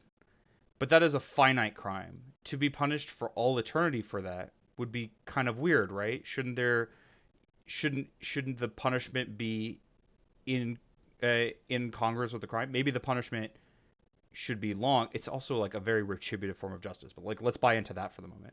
Like it could be long, maybe even thousands of times longer than the person's life who was ended or whatever. But infinite? What crime could be so great that infinite torment would be appropriate? What finite thing could you do what finite thing could you do that would could deserve infinite suffering as a result of it? And remember, the infinite is unmodulating. If you think murder is so bad that you deserve infinite torment in hell, then someone like Hitler, who is responsible for the deaths of many millions of people, at a minimum, like 15 million people. I don't even know the exact numbers because I'm like adding in the casualties of World War II on top of the death count of the Holocaust. Like, if one murder is worth an infinite time in hell, what is that guy gets the same thing? It's weird and it's nonsense. It's immoral. And that's like baked right in. It can only make sense if you simply agree with everything that guy, the big Sky Daddy says, which isn't objective morality. It's simply deferring to the authority. It is the decision to not think. If God existed, then it would be his fault that we have all this evidence against him. Also and he would have had to have created all that evidence if he was real. He would have had to have created it to deceive us just so that he can judge us for what he did to us. Like, by the way, an aspect of Mormonism is that Jesus came to the Americas after the resurrection. Obviously, there's no evidence for this, but could you imagine if Europeans rolled up on the shores of the Americas and they talked with the natives who were like, "Oh, have you heard of this Jesus guy? He was super cool." That would be really, really good evidence for the truth of Christianity, wouldn't it? And for the truth of Mormonism in particular, of like, how the hell do they know about this guy in a time where it should have been impossible? Like, that would be really good evidence, but it doesn't exist. Weirdly, Christianity seems to only be able to be spread by word of mouth, through connection, through people. It seems to have no ability to spread supernaturally. Isn't that strange? And then worse than that, Christianity has the specific requirement that we are to break the very first commandment by worshiping Jesus as God. Oh my God, ahead of the Aron, Jewish I love Father you. God, Jehovah. Almost no one ever mentions such that this, anyone who dedicates their life to some other version of God, say as a Sikh or a Hindu or a Zoroastrian or a Muslim, will, despite all their sacrifice and all that they've given up in devotion to God, they will be sent to hell because they didn't declare Jesus as their savior. So all their piety and whatever they sacrificed is. So this is one of the difficulties of arguing with religious people, is they all believe different things. It is not an uncommon belief that you can go to heaven even if you don't believe in Christianity, if it were impossible for you to. I've met I think he was a Baptist, and Baptists are pretty strict in they're pretty literal in their reading of the New Testament, or at least that's what he told me as someone who was a lifelong Baptist. And he was saying like their view is that like Abraham and the fathers are like supposed to be in heaven, and like therefore the people who were born before they could have known, or like were born in circumstances where they could not possibly have known of Jesus, are not necessarily condemned. This is a difficulty here of like, but some Christians would think that, and so Aron would be right, but like until Stuart says it, you can't really know what his beliefs are, and of course they're not going to tell you all of it. And all their dedication is better meaningless. for a Q&A section, like when you're we have Stuart, to be forgiven for having fallen victim to God's own crime against us when he set and baited the trap in the Garden of Eden, and punished a couple who couldn't be held culpable because God created them without knowing right from wrong. Yep. And set the conditions such that our failure was inevitable. And then he acted like he was surprised. Yep. And the reason that Jesus was supposed to die on the cross was to atone for our discovery of forbidden knowledge. So Christianity is largely a retelling of the Greek myth where Prometheus is bound to a rock to atone for men discovering the secret of fire that made them like unto gods. But none of that. It's also why people have described Christianity when they do the kind of straw man that Christians like to do, or I guess religious believers like to do, as the belief that like a magical Jewish zombie was like it suffered for our sins, that like God sent his son to die to save us, to forgive us from himself, because like it's kind of his fault. I'm explaining it poorly. It never happened anyway. We know that Adam and Eve are genetically impossible, that the story of the Garden of Eden is just a fable with a moral, one whose only possible truth, and of course another difficulty, is only a metaphor, and a poor one at that. And we know for certain that the Tower of Babel, the global flood of Noah's Ark, the Exodus, Jonah and the whale, and so many other stories in the Bible are not true and did not happen. If those stories were true, then God wants to blame us for everything he did. But fortunately, we know those stories are not true. There's nothing to forgive us for. And that's something noteworthy, too, of like religious belief has had to retreat more and more. It used to be, no, these stories are literally true and they happened as written literally. And now more and more you get, well, that one's poetic. Well, there wasn't a literal Adam and Eve, but it like tells the story of like our fall. It's, it's poetic or it's metaphorical, or like, okay, sure, we can demonstrate that Noah's flood didn't happen, but like it's just a retreat. It's just further like, okay, you were proven wrong on this thing, but you're not going to change your mind, and so you take a step back. And there is no reason to base forgiveness on what or whether someone believes.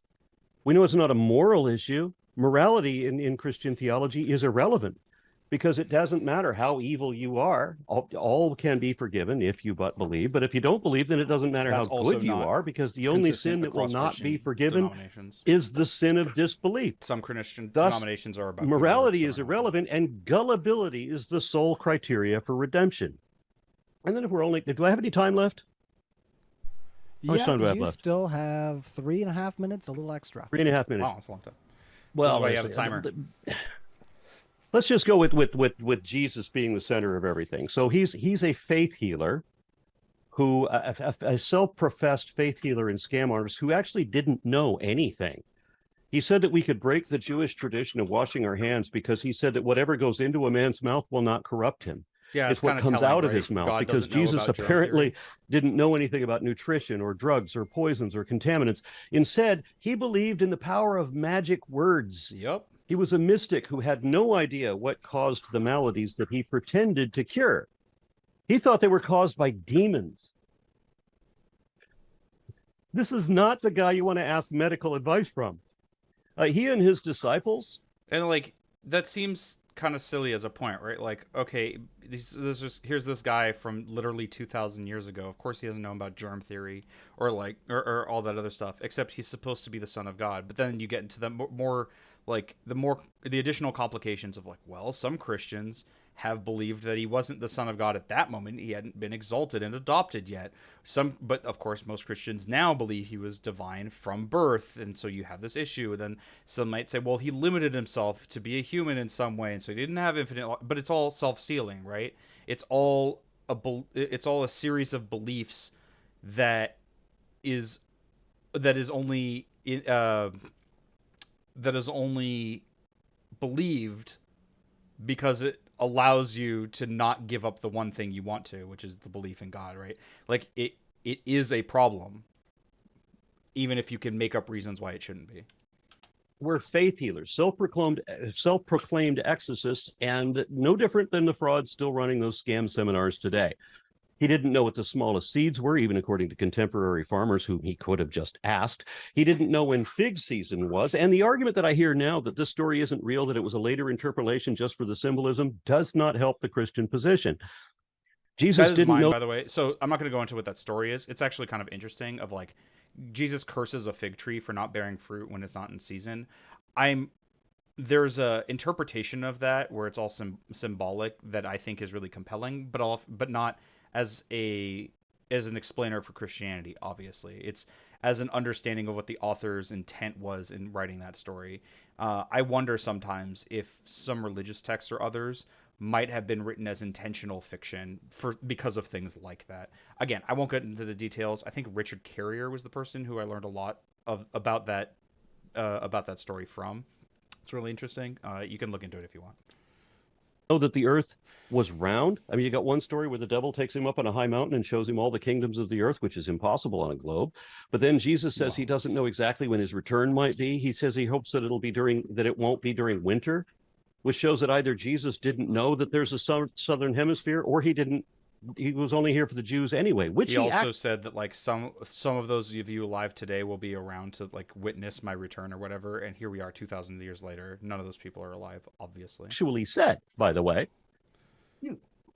Hey, stop! And of course, stop like people have that. Oh, you're making noise. It's a very cute dog, but yes, again, getting in the way. Sorry, I have a puppy. Oh, it's all good. So he told his disciples not to go among the Gentiles or enter any town of the Samaritans, but instead to preach only to the Jews. And Jesus said, "Truly I tell you that you will not finish going through the towns of Israel before the Son of Man comes." Well, they've been through every town a long time ago, and your boy ain't showed up. And of course, there's all Jesus sorts of like make up reasons why that makes sense. Of like, oh, but a year for God is like 1,000 years, so it could be like 2,000 years later, and of course that'll be next week, and it's all nonsense. Some, not all, but some of the disciples standing with him would not even taste death until they saw Jesus seated at the right hand of power and coming in the clouds of heaven. But all those people that he said that to died like 1,900 years ago at minimum. Yeah. Your boy is late. You've been stood up. He ain't coming. We have time left? Something that I've always been curious about is like, for religions, like I don't know if it's the same in Islam, but I know for Christianity and Judaism, like they're waiting for either the return of or the initial appearance of a Messiah. Like, how would they know if that happened, right? Like, people claim to be Jesus all the time, and usually that is an indication that person is, well, if they're saying it sincerely and not like putting on a play or whatever, that person might be mentally unwell and need psychiatric assistance, or like that. It doesn't engender like nobody goes, oh wow, they're telling the truth, they must be Jesus. No one ever thinks that. So how would you know? How would you know if Jesus what if Jesus has come back 100 times but no one ever believes him, right? You would never know, right? Yeah, you still have a whole minute about. Makes me wonder about that. Okay, and then the values that kind of makes Stuart it mentioned. impossible. I mean, to be Christian true. values means no more than intolerance of other people's religious perspectives. Christian family values simply means hatred of gays and anybody who's on the spectrum of genderqueer. I mostly don't like this because, like, while yes, Christians will justify this hatred in Christianity, so too will Christians justify their non-hatred in their Christianity. This is something that we learned when we were going over the Pico, California website. Of like, this is something we talked about. Of like, there's religious leftists, or at the very least, people who are religious and not conservative, liberal or further left, that are underserved politically because there is this assumption of like religious conservatism, and they're just not like that. They just don't believe these things. In fact, Christians will often now ignore the fact that people were justifying Christianity, they were justifying slavery by use of Christianity, by instead focusing on the abolitionists who were justifying their interest in abolition through Christianity. beliefs are nebulous, and like the extent to which they are derived from religion is like impossible to nail down, because of course every religious believer will accept only the beliefs that they think are reasonable, and not the ones they think are unreasonable as deriving from the religion. As Aron pointed out, and I'm pretty sure studies have demonstrated, when someone talks about what God believes or what God thinks is good, they're deriving that information from the part of their brain that is reflective of what they believe. Christian moral values means that excessive violence is perfectly fine whenever you're violating somebody else's rights. The level of hypocrisy, I mean, Christianity is all about denying responsibility. You don't actually have to help somebody. You can just literally wish upon a star that they'll get the help that they need somehow. So, well, I don't like that approach, but like, yeah, that is something you can improve Christian morality for. Vicarious redemption as a concept, the idea that someone else can pay for your sins, is kind of pernicious, actually. To say, okay, I might have like killed someone, again, don't, but you know, this other guy paid my like, you know, absolved me by doing his, like, he sacrificed himself on a cross, so I'm not responsible anymore. That's actually kind of gross, that you can do in effect whatever you want because your sins are absolved. Now, Christians don't look at it that way, but that's explicitly what the doctrine is. That's explicitly what they say. You know, you can be redeemed so long as you come to Jesus. And it's like, okay, well, they take as part of that assumption that like once you come to Jesus, you won't do those bad things anymore. But of course they do constantly. And the question is like, well, are they morally impugned for that, or should they be? Well, according to the faith, no, their sins are forgiven. So it's cool, I guess. And that is a huge flaw of Christian morality. Now, and you don't have to be responsible for anything you've done, because you don't have to atone for anything you've done wrong, because you could just pretend that your magic imaginary friend has forgiven you, and because of course he has, he's you. And then you don't have to be responsible for the environment either, because you can just make up the excuse that any minute now Jesus will come back and roast everything anyway, so it doesn't matter that I don't do anything. So denial of responsibility. There's no truth to Christianity ever at all, period. Nothing, nada. And here's a big one. This is kind of important. We don't have souls. Before he gets to that, one thing that's also really big as a problem in Christianity, it's even in the New Testament as like something Jesus was talking about, was the belief that the end times are coming, and not just coming, but soon, also means that you are incentivized by this belief to disregard the future, to say, screw it, we'll, like, the world is coming to an end, what do we need to plan for the future? So if we destroy the environment, who cares? If I make the world worse for my children, who cares? If I give away all my possessions, well, it doesn't matter, because next week I'll be raptured up to heaven. By the way, there are people who have literally done that and become destitute thereafter because they thought they're going to get raptured up, and now they're 80 with no money and can't work because they're too old, and what are they supposed to do? Like, there's just no interest in long-term planning and making the world better going forward, because all that matters is the hereafter, and soon, any day now, it will all be over. 10 seconds. I've talked to a whole bunch of neurophilosophers and neuroscientists, and there is no also support for mind-body dualism at all, period. Not in neuroscience, not even in philosophy. There's no evidence we for don't it, have also, souls. We there are could be souls our with bodies. No God, and God with Chemicals no souls. are the only things that reason, and I'll just let it go there. Awesome. Well, thank you so much, Aron, for your opening statement there, and your opening statement from you as well, Stuart. Just want to remind everybody here at we gotta get a move on. I'm talking way too much. And we will host debates on science, That's it. We can religion, go as long as we politics, want, so. You name it, hit us up. We're excited to have this open Hopefully discussion. I'll have less to say let's during kick the it back and off. forth. Over to you, Stuart, to kick us into our open discussion. And thanks for being here, fellas. Hit that like while you're at it, people. It's a good idea. You're on mute right now. Okay, so all right, let's go. I'm curious what I like that list a lot, and I'm going to be honest. I'm honest in saying that. Really I am going to start with reliability of the Gospels I went to, and you were saying no sources when I gave 9. I didn't get to my resurrection we don't know who piece, those sources are. which there's an incredible historical background for the resurrection itself. I didn't say you had no sources. I said they were anonymous. Oh, anonymous. I know.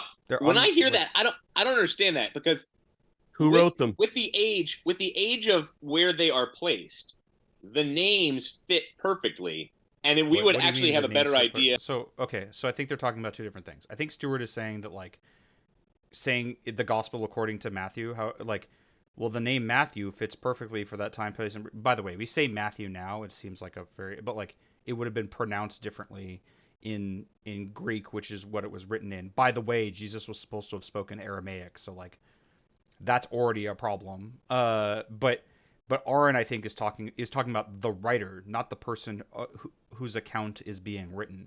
Those are not the same person. The Gospels do not say, as I mentioned before, that this gospel was written by Matthew. It says this gospel is according to what Matthew said or what Matthew thinks happened. It could have been written by someone else who simply talked to Matthew, in which case we don't know who the writer is, or that there was such a Matthew. Maybe there was, even in the text that's there, we know that there are people who sometimes have the same name. And so who even do you mean by that, right? Like, there's Mary, the mother of Christ, and Mary Magdalene, two Marys. So when you say Matthew, it could be anyone and no one. Same thing with Jesus. This is why, like, historicity claims are kind of confusing. Of like, there could have been. By the way, Jesus is like translates pretty closely when you go through like the languages and whatever to Joshua.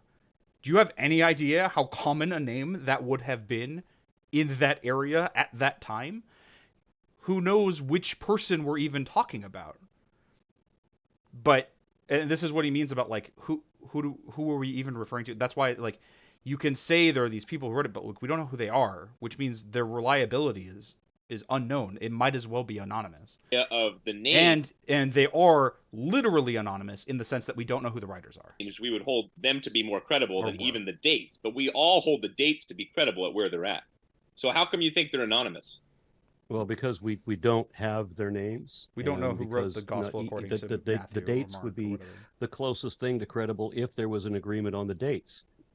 But even that, the gospel writers, is questionable.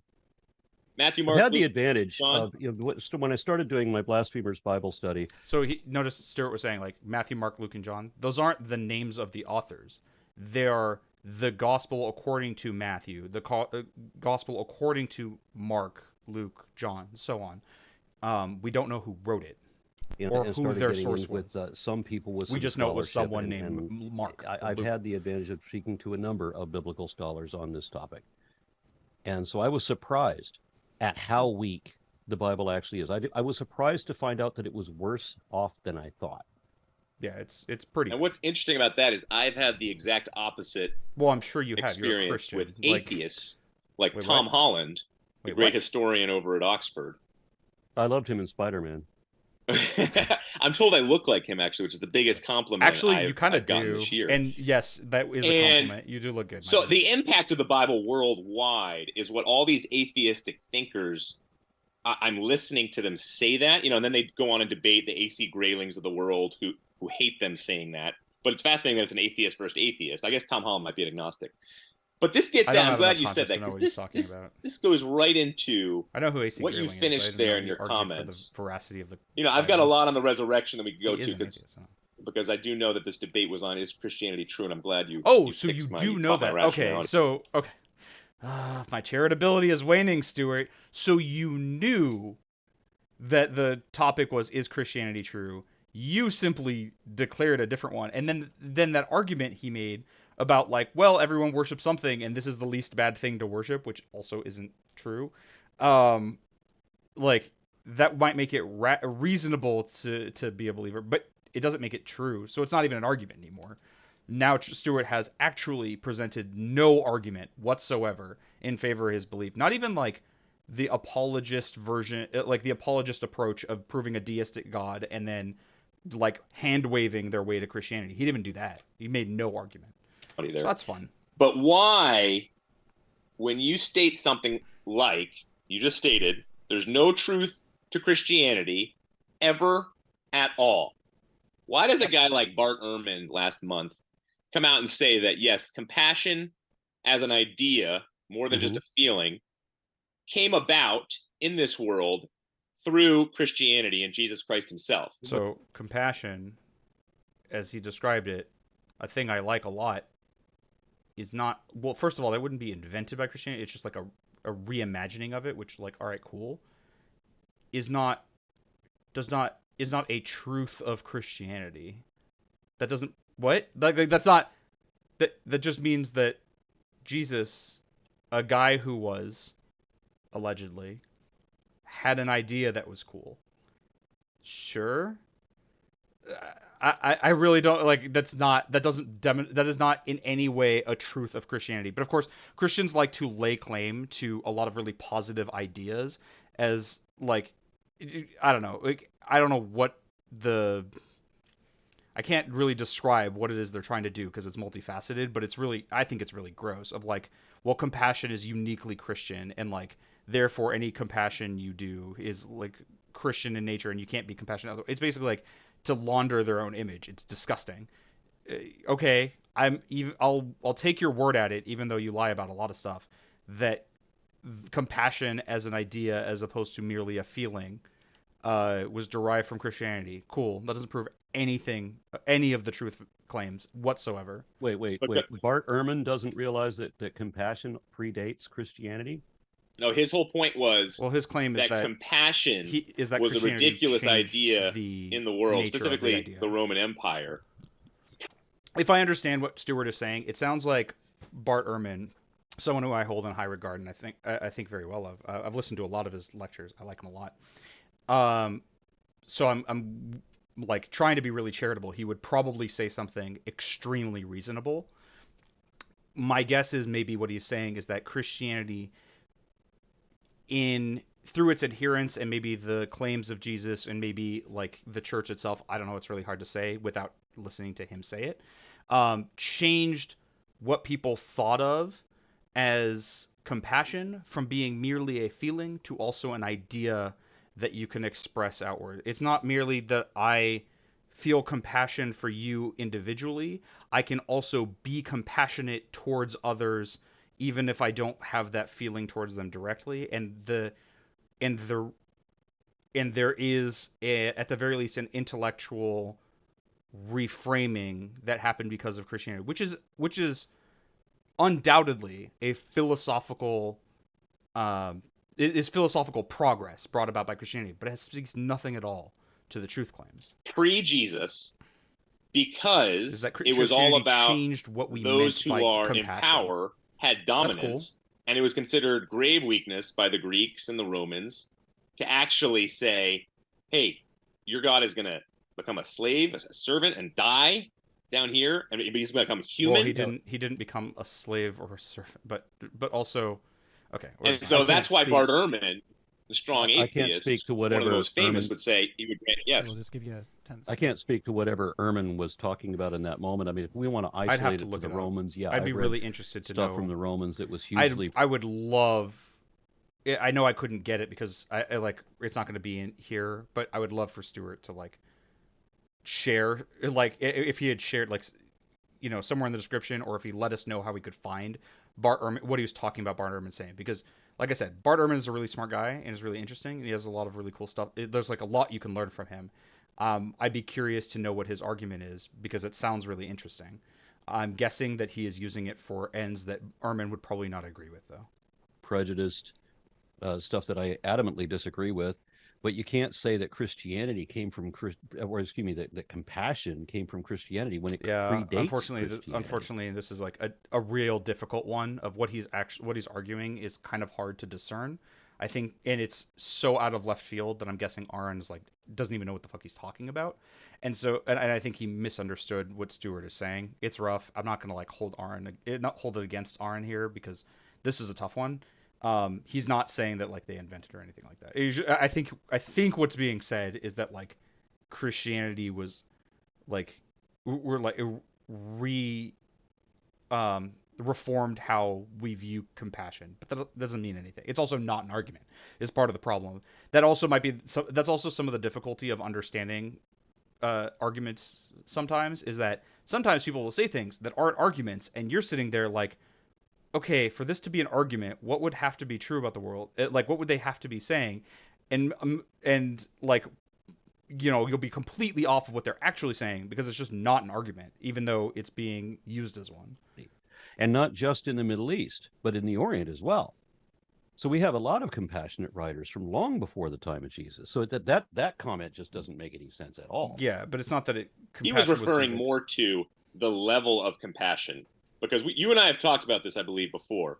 When I agree, there's places in the Gita that obviously the Golden Rule spans across all religions. Yep. But and there's places in the Gita that talk about. The Golden Rule is something that's like often credited to Jesus in particular, but Christianity in general. I'm pretty sure, I'm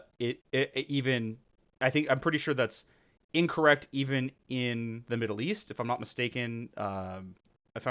Even like a Jewish rabbi said something that predating Jesus that is the same thing, is also the Golden Rule.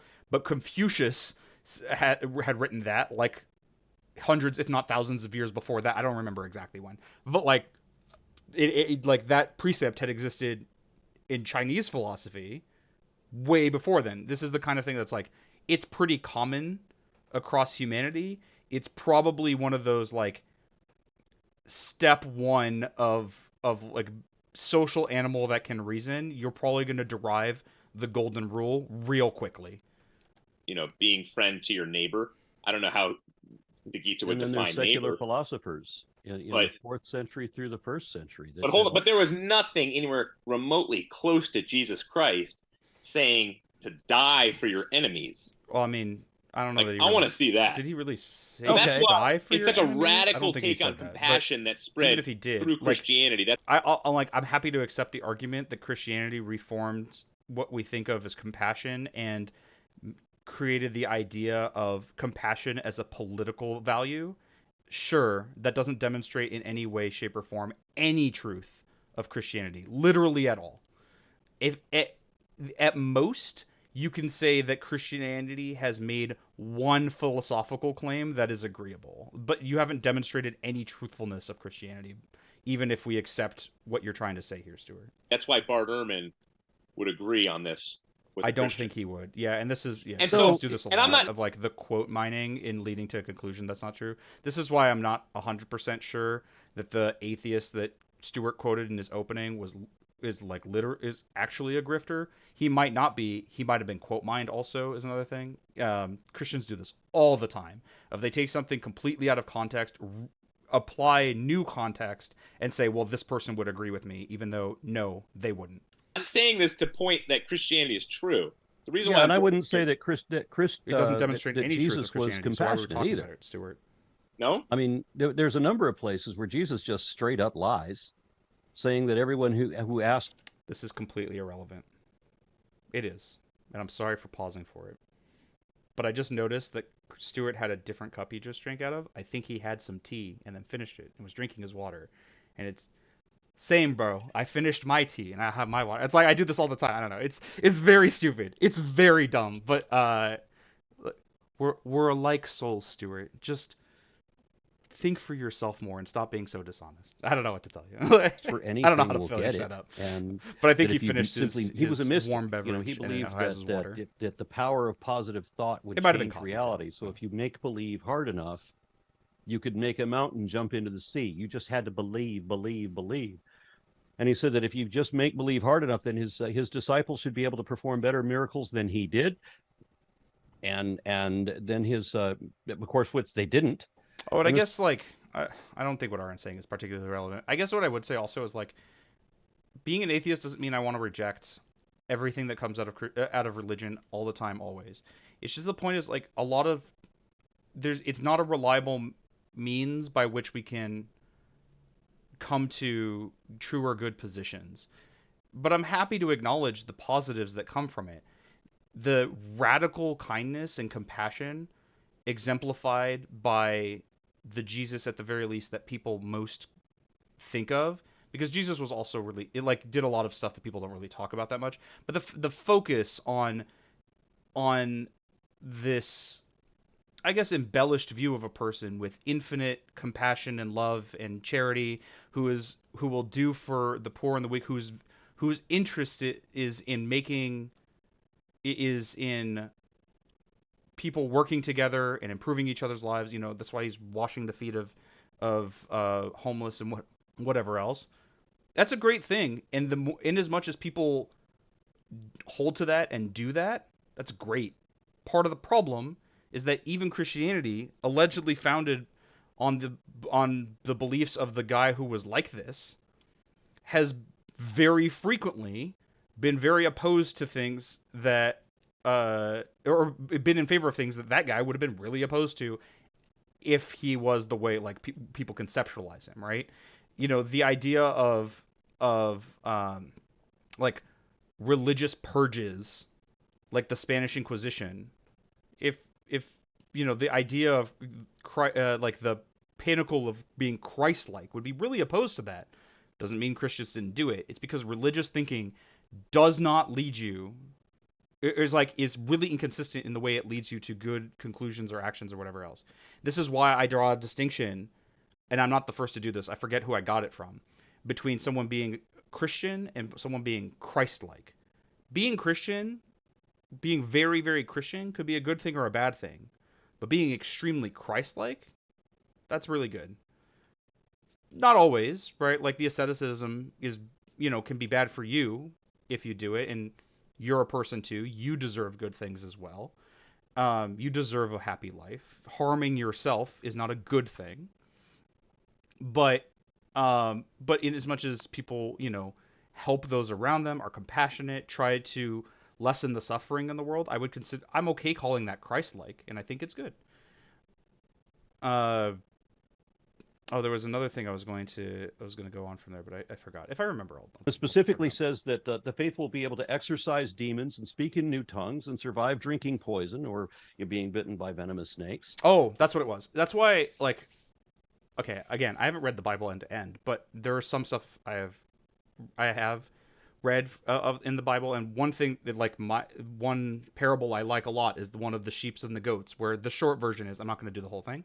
The short version is Jesus basically says the way you treat the least among you is the determinative factor for your quality, like whether you'll be let into heaven, therefore your quality of a person. If you helped if you fed the hungry, if you clothed the naked, so on and so forth, you have done right by not just them, but by God, and therefore shall be allowed into heaven. If you haven't, you will be condemned. And like, I like the value placed on helping those who need help. That's awesome. But it doesn't mean that the metaphysical claims are true at all. When the reality is that snake handlers still die when they get bit, faith healing doesn't work, demons are not real, and no two people who speak in new tongues can actually understand each other because it's not an actual language, it's gibberish. Yep. And that's all that is. And then it would be rather telling, by the way, another form of evidence that could exist is if, like, when people speak in tongues, they'll speak in like some language, and you record it, and you find out it's a language they had never heard of, but it's one that exists, right? Maybe it's spoken, like, maybe someone who had never heard of Tagalog, or Tagalog? I don't know how to pronounce it, but, like, I believe it's the language spoken in the Philippines. Like, if someone had never heard that and then starts speaking that, you know, like, that'd be pretty impressive, you know? That could be pretty good evidence, but that's not ever what happens. Well, Jesus says, you know, don't suppose that I came to bring peace, but a sword. Yeah, right? There's he aspects says of Jesus that that are he's not come what to we turn a think. man against his father and a daughter against his mother, or her mother. That's what I mean about a daughter-in-law. Jesus wasn't exactly. The man's enemies will be the members of his own He wasn't household. depicted as we because think he's a of him. cult leader, and so he's trying to divide people over their misplaced faith in him. As I understand, and then, like the Sermon on the does Mount not pick up the cross is not worthy of me. Highly Whoever unlikely their, to have whoever, been a thing that happened, or that what he said there is whoever loves their son or daughter more than me is not worthy of me. And then so here's a guy who believes in demons, right? The conception and we have of this is the same chapter where he promised that he would return during his disciples' lifetime. Because and then in Luke, he's kind of a shitty 14, dude in a lot of cases. He continues his rant saying that you can't be one of his disciples unless you hate your mother and your father and your brother and your sister and your wife and even your own life. And he says to like sell all of your possessions and like and get rid of it all, because like the kingdom of heaven is fast approaching, and like you don't need any of these worldly possessions, because very, very, very soon, before you can really suffer because you don't have your stuff, you know, the end times will be at hand. It's a lot. There are a lot of really bad prescriptions in the Bible. They have, thankfully, by and large, have by and large been ignored or not very much discussed in the modern age. But sometimes they are, and it's kind of shitty. And this is what I mean about like religion being a poor way of deriving good morals, good truth view claims, things like that. And of course, this directly contradicts John 3:15 and 4:20, but then the Bible contradicts itself constantly. Yep. So here's this guy that has, for no reason at all, doesn't know dick about Jack, has just erected himself as some kind of faith healer, cult leader. He's the same kind of bullshit scam artist. And for what it's worth, he was very today, likely calling himself and the king of the Jews. Made himself at that time. the center of this religion. Doesn't have like a particular interest in people believing that. This cult leader who came from absolutely nothing, as in like a feeding trough, nothing. How odd that he turns out to be more famous with more biographies written about him than the Roman emperor of the time. Through no credit of his own. Sure. Because this was odd no less, the people who supposedly follow him now do exactly the opposite of everything he taught. He was a renunciate. He was advocating that no rich person could get into heaven, that you're supposed to sell all your clothes and give them to the poor. Oh, and pay your taxes, he advocated. Mm-hmm. He argued basically against like the reason why Aron brings up pay your taxes, I'm pretty sure isn't it kind of weird that in the United States religious institutions don't pay taxes of any kind? And even if you think that's reasonable as a matter of law, given that Jesus explicitly said, render unto Caesar that which is Caesar's, as a means of saying pay your taxes, that shouldn't Christian churches insist on paying tax to the government? Shouldn't they say, I know we can be exempt, but we choose not to be because of our religious beliefs? Isn't it interesting that they don't? It's one of those there's a lot of this contradictory stuff. And honestly, Stuart, you should know better. The fact that he's famous doesn't mean anything about his truth claim. If it did, you'd also have to say that Muhammad was correct in the things he said, because look how famous that guy is.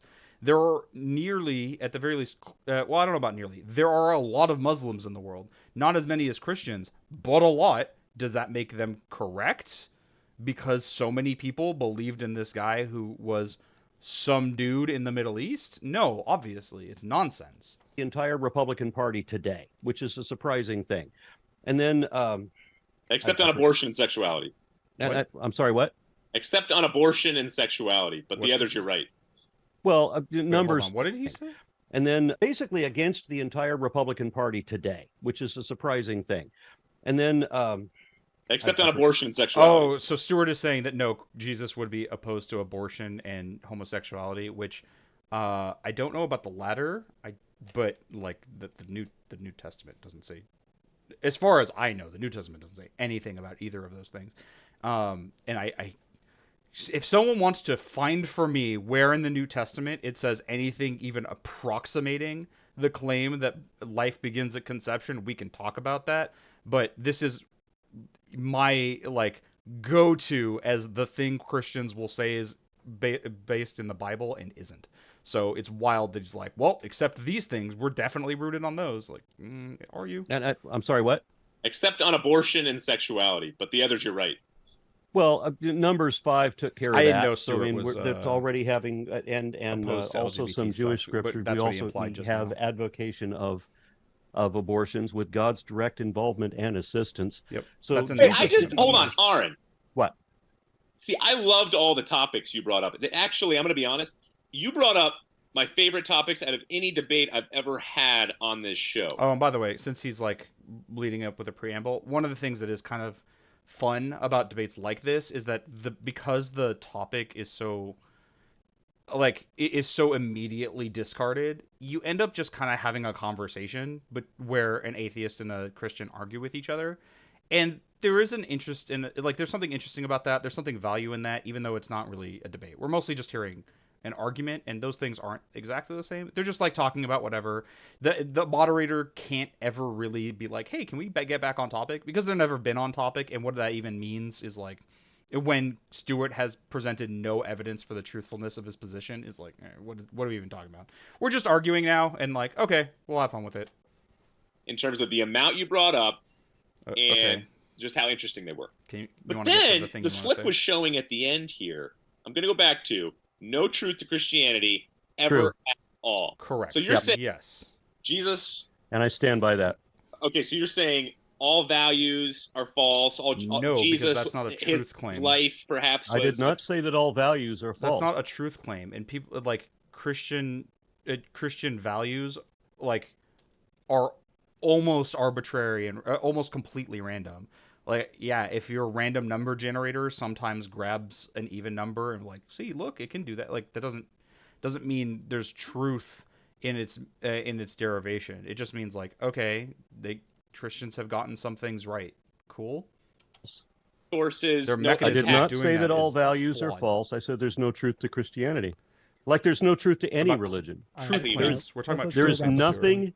There's nothing that any religion can show that they got more right than all the other religions. Nothing. Okay, and all of them together can't even show that phrasing. Unfortunately, might invite. So Christians like to be like, "Well, we were right about the origin of the universe because we will change our interpretation of what's written to more or less align with what science is derived." But it's obvious nonsense. Though sometimes they'll be like, "Look, we said that." At the end of the day, the argument, when you're honest about it, is we said that there wasn't a universe and then there was, and then that was the case, so we're correct. But most people say that. The only real difference is that they are happier to ignore the details of that creation in their own story than they are in stories from other religions. Show that there's a there. All of religions combined can't show that there's a supernatural at all. Correct. Yeah, there hasn't been supernatural at all. Right. Even any demonstration. Well, let's just go over that then real quickly. Yeah, so we're going to go through the standard run of things I've seen 1,000 times, and you're going to pretend. This is kind of the bad luck. This is the thing I think Aron doesn't do very well, is it comes off as him being rude and aggressive. I don't think he is. I think he's just passionate and invested. But Aron, just let him do it. Let him do it, and then once he does, you can be like, okay, this is the same rehash stuff. It all falls apart. Here's how.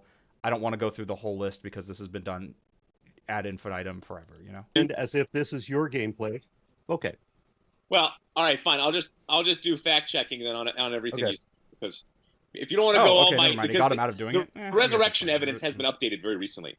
But what you said on faith was just malarkey. I don't say anything on faith. No, you said nothing I said about faith. You said faith is what is fully determined. God is based off of your faith, some type of wish fulfillment, and whether you connect to it or not, then you're gonna go to hell if you don't really connect with it. And so I think he didn't use those terms, but yeah, basically he's talking about when Aron was saying your belief is the sole determining factor of the quality of your afterlife according to the Christian worldview.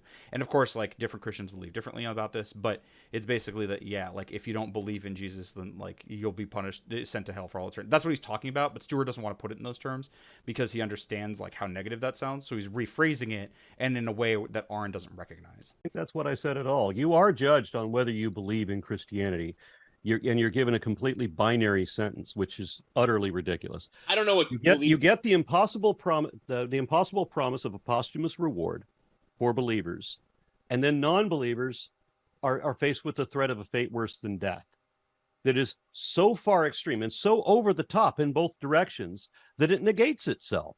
There is no way that an actual considerate or that a being at all of any kind of superior intelligence would allow there to be a hell. It certainly wouldn't have a judgment of the type that you're talking about, where it's extremely binary. So I agree with Aron. The problem that comes up, and we'll see if Stuart does this, is that, again, every belief is self-sealing and it's some Mott and Bailey. While it is true that Christianity, most particularly the Catholic Church, has for a very, very long time insisted on a worldview that is exactly what Aron says. There have been retreats away from that a lot more recently, that because they understand how bad that is, and so sometimes they'll say no, hell isn't eternal punishment. It's just that you're away from God, and it's a choice that you make because you, an atheist, for example, wouldn't want to be with God, so you were according to your will sent to this other place. That it's not that it's torment so much as it's just without God, and we would think of it that way, but obviously this is just backing up to a more defensible claim, something that sounds a lot less disgusting and cruel. It's completely made up. Completely 100% made up. The problem is some number of Christian advocates will argue for that conception of hell, and suddenly Aron seems like the one who's the fundamentalist, even though like they made it up in the last 20 minutes so that they don't seem as terrible. And when I'm obviously exaggerating when I say 20 minutes, but it's not a very old claim. This is like within my lifetime, people have started saying that kind of thing. What would be the opposite of supreme goodness then? If it's I guess I'm infinitely attrition old, of it. so What would it be? Within my lifetime, right? Why would I need an opposite of supreme goodness? Because if God is supreme goodness, or let's just say a place. But your God is not. Let's pretend for a moment that it is. Yeah. Why would I need to come up with an opposite for that? Well, you don't need to. You don't need to. I'm just saying the opposite of would be what? The opposite your God would be what? That's why the God eternal merciless torture in hell. That would be the exact opposite of. So what Stuart's trying to get to, and I get why Aron's like being kind of annoying and getting there in this case, is what he's trying to get to is like, well, if God is supreme goodness, then the opposite of God would be supreme badness. So a place without God would be hell, and it's exactly the thing I was just saying. It's not. Oh no, you're not punished by going to hell. You're simply in an existence without God that is supreme, like infinite evil and terrible. But like that's just choice to be without God. It's not because you're being punished. It's what you want. It's exactly the like the cope, and like it's simultaneously cope and also like the Mott and Bailey of like back up to the thing that doesn't sound nearly as bad. But even though Aron accurately described Christian like posthumous metaphysics. Your God. That's why hell was the first thing that I had to let go of, even as a young Christian, because I realized that hell was inconsistent with God. But there's so much eisegesis going here that I just want to do a little exegesis. I don't know what that word is. And one of them being just here for the Jews, for example. Then you got to explain the Good Samaritan. Why is a Samaritan raised up? You got to explain the Samaritan, the woman at the well in John chapter 4. There is no way you can set up a case that Jesus was just here for the Jews. The Jews were the chosen people in the Old Testament. He did say that over and over again. Yes, he did. What's that? He did say that over and over again. Yes. That he was just here for the Jews. And yes, he actually said that a number of times. Then all these other examples were given, especially in the book of Revelation. Okay, Stuart, this is like incredibly simple. I don't know if Aron's going to say it, and obviously you can't hear me. But, Stuart, it's very easy. Someone could be like, hey, I'm interested in talking to the Jews specifically, and then go about his life and not exclusively interact with Jews. Maybe like he goes and there are other people and he has interactions with them. But that doesn't mean his focus has changed. That just means that like there are other people that come around, like that he interacts with sometimes. And every tribe and nation in Galatians, and then all these examples of welcoming the Samaritans. So what is he just contradicting himself completely? Also, I would guess so. Also not all of these stories are real. There's a lot of scholarship about what's likely to have happened, what is not. They're written by different authors who have different ideas of what's correct or wrong. Like maybe the thing about being about dealing mostly with the Jews is from like 2 or 3 of the Gospels, but then there's a different one who has a different view. As a note about that, the Synoptic Gospels, Matthew, Mark, and Luke, are called synoptic because that means to be seen together. They tell a lot of the same stories, but John is very different. So like being that different, being like having a very different view of the events and who Jesus was and so on and so forth, maybe there would be differences of like, yeah, you get the story of like dealing with people who aren't Jews, but the other ones are talking about it. Like it's oh yes, fucking clusterfuck. Because that happens a lot in the Bible, as you've noticed, I'm sure.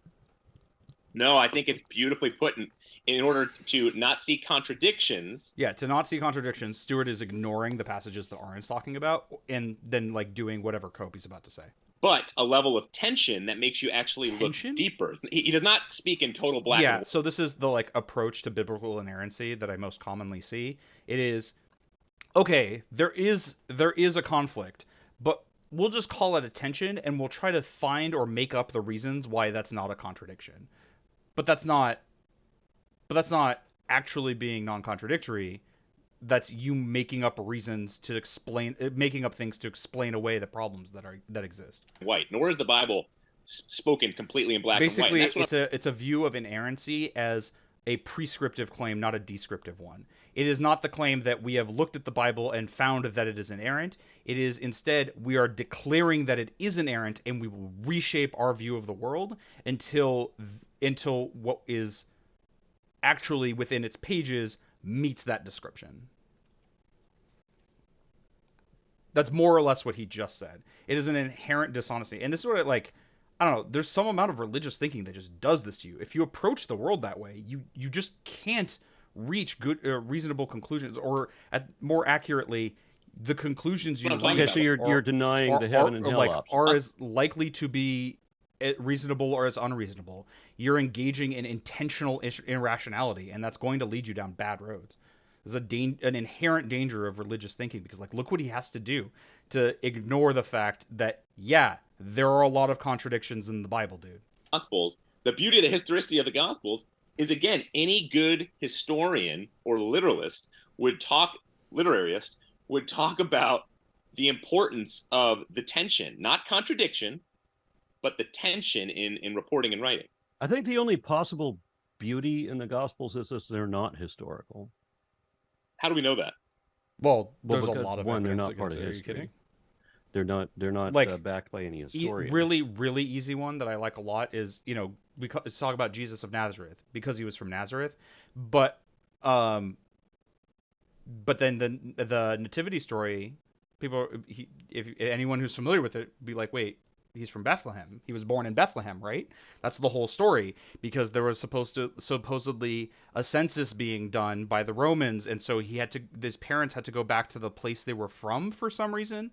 Well, I don't know why a census would require you to go to the place where you're from as opposed to stay with the place you are, but okay. And so that's why he was in Bethlehem. But okay, but that's also not in all of the Gospels, by the way. And in addition to making no sense, and in addition to notably being in line, a change to the story that makes it in line with prior prophecy, it is also demonstrably untrue. We have pretty good records from Rome in that time. There is no record of that census ever being done, let alone requiring people to return to the place where they were born in order to conduct it. That's evidence that the claims are untrue, that it is not historical. Not to mention 2 different genealogies for Jesus. They can't both be true. It's literally impossible. Tom Holland just backed it.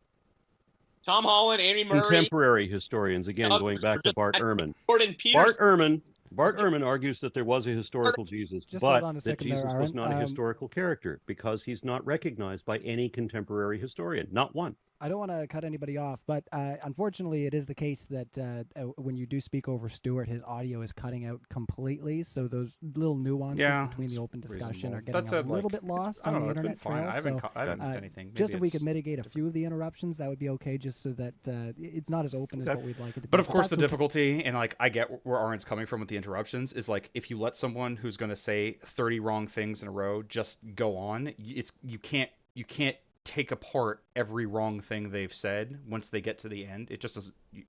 Conversations can't work that way, and so you kind of need to cut them off and correct the wrong things they're saying. So I get why he's interrupting. I don't really think it's much of a problem here. I don't think it's been too much either. Okay. If Stuart wants to challenge me that there is truth to creationism, that there is truth to Christianity, making a distinction there, he's welcome to show me what that truth is. Note that he hasn't even made an effort to do that as of yet. Is that what you said? Yeah. I mean, that's the no debate, effort right? to do this, by the way. That's exactly what the debate is. So show me truth of Christianity. And by the way, really good from Aron there was a reset because the moderator stepped in to comment on the interruptions, which is fair from the moderator. But now the conversation is kind of reset, right? And so go right back to, hey, this is the topic of discussion. Do you want to demonstrate at all your position? And he did it in a non-aggressive way. It was really, really good from Aron. Show me something that Christianity teaches that apart from any other religion, that is actually true. that phrasing isn't great because he's going to go to like compassion, which like compassion isn't true, right? Like that, it wouldn't make sense to say compassion is true, but he would say like, oh look, Christianity teaches compassion or whatever. Now obviously it's not unique to Christianity, but Christians often act like it is. The original phrasing from Aron was a lot better of like, do you want to demonstrate the truthfulness of Christianity, that its claims about the world are in any way accurate whatsoever? Okay. Wait a second. Are you asking for me to teach you something on Jesus's teachings that's true, or am I giving evidence here for like the reliability of the Gospels and resurrection? Of Christianity. Yeah. Okay. So if we were talking, I will go by you. I feel like bringing up Hinduism, and I was going to bring up something that Hinduism teaches that is actually true, and therefore this is the truth of Hinduism. The demand would be like, okay, Hinduism demonstrate the truth of the creation story or of anything else. That I would be giving some kind of I'd be giving evidence for the type of theology that they're talking about. I was going to say Christians are uniquely slippery on this, but that's not true. Muslims do this too. And so do Jews. You can't do that. That's why you used the opening arguments that you did, because they all demonstrate that you already know we can't go there. No. I hear so many secularists say things like agreeing with the basic facts on the resurrection, for example, that there was a well-known tomb of Joseph of Arimathea, that women whose testimony we've thrown out of court of law were the first eyewitnesses, that even Josephus said that the disciples had some type of experience. So, by the way, the Gospels don't even say that. Like, the Gospels are vary on, like, who goes to the tomb first, if there are women, how many women, what did they see? Like, there are contradictions all over the Gospels for all of these events. So, like, no, like he's talking about a consensus that does not exist. And that then people like Paul and James were converted. But even before... So also notice there's no truthfulness, right? He says there was a tomb, people went to it, and then later people were converted. Does that mean anything? The assumption is like when they went there, they saw an empty tomb and that Jesus was there and everyone knew it and there was a resurrection, but he hasn't demonstrated any of that. All he says is that people went there. And even if they did see an empty tomb, why would Jesus have been put in a tomb? He was literally a criminal who was crucified. Romans didn't like that happening. It didn't like people taking people off of the crucifix. And then the fact that people were converted doesn't mean anything. People can be converted to things that aren't true. Everyone believes this because everyone is a non-believer in some religion or other. Stuart does not believe that, for example, Hinduism is true. So the fact that people were converted, is that meaningful to him? No, obviously not. Or that there was an incredible historical context. And the existence of a tomb is actual nonsense. Like, there is a tomb of Joseph of Arimathea. Okay. Does that mean anything? Does that mean literally anything for the story? No, not whatsoever. Celsus. But he acts like... This is another thing I see Christians do a lot, is I guess religious debaters of all kinds, they'll pack in a bunch of true things that are irrelevant and minor, like there was a tomb that existed, and also people went there, and also people were converted, and like all these tiny like details that maybe we can prove are true and maybe we can't, by the way, and then say therefore the massive claim that we can't demonstrate is also true, but they haven't demonstrated that, and the things that they talk about are inconsequential, especially in relation to what they're trying to derive after that. All of these, or at least 10 of them, historical non-Christian writers who weren't just talking about Jesus existing and dying on a cross, but they were even setting up that Jesus was a miracle worker. So you got to explain that one. If we're just going to toss out Jesus is a miracle worker because his disciples said so, people can be incorrect about things. But then you got to talk to me about the 10. Then you have them talking about talk to you about the what? Christians started worshiping on a third day. Also, I don't know who Why did they talk to you about the what? I don't know who these 10 are. He talked about the miracle worker. My confusion there is, then why were there so many secular historians and emperors and eyewitnesses they weren't secular, saying that he was a miracle worker? You mean why were there no eyewitnesses? What do you mean? Why was there not? So what Stuart is asking is like why other people believed that he was. People were wrong. People were wrong about a lot of things. But the claim that they're secular is, again, laundering the point. It is intended to be like, look, they don't believe in religious stuff, and yet they were convinced. They weren't secular. Christians sometimes will consider like pagan religions to be secular, or like things that aren't Christianity to be secular. Roman emperors weren't secular. They believed in gods. And like, yeah, so like, no, the fact that people were convinced doesn't mean anything. And the implication, like, there's secular is also incorrect. He's asking, like, why did people believe a thing that was wrong? I don't know. People believe lots of things that are wrong. It's really common, actually. Not one eyewitness. Why would they say that? Why would Josephus? Like, Stuart believes billions of people believe things that are wrong. Why is he confused about 10 people believing a thing that's wrong? Why would who say that? Why would Josephus, Suetonius, and Celsus all say that he was a miracle worker? Okay. Because they believed a thing that was lots incorrect. Of people doing the little bit magic tricks like faith healers still do today. Sure. I don't have a problem with that. But we don't have eyewitnesses. We have claims of eyewitnesses. We have claims that 500 people saw this. We don't have a single testimony from any one of those 500. We don't have 500 testimonies. We just have a single claim that 500 anonymous people saw this. Which is trivial to fabricate, right? I can say I went to a thing where 1,000 people saw an event happen. But at the end of the day, that's not 1,000 attestations. That's one from me who said there were 1,000 people. But am I reliable? Did I make that up? How do you know? Mark, John, Paul, James. And all anonymous, those are not the authors of those Gospels. Correct. How do you know that? Because one, they're not identified as that. Okay, so it's not that they're not the authors. We have no idea if they are the authors because the Gospels do not claim that they are. The Gospels claim only that it is according to them, but not that it was written by them. Somebody arbitrarily put names on that. They're not written from the first person perspective, identifying the authors in that case. Also important. So there's no reason to associate other than the fact that tradition. And according to the stories as they exist, the people whose names are on the Gospels weren't there for the events, right? Because they tell these stories, but don't place themselves at the scene. So according to them, they weren't there. Okay.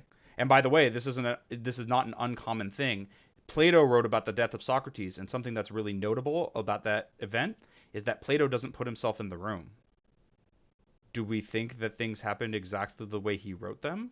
No, we're skeptical. We ask if that's reliable, because he is someone who had a particularly favorable view of Socrates, and he did not claim to be there.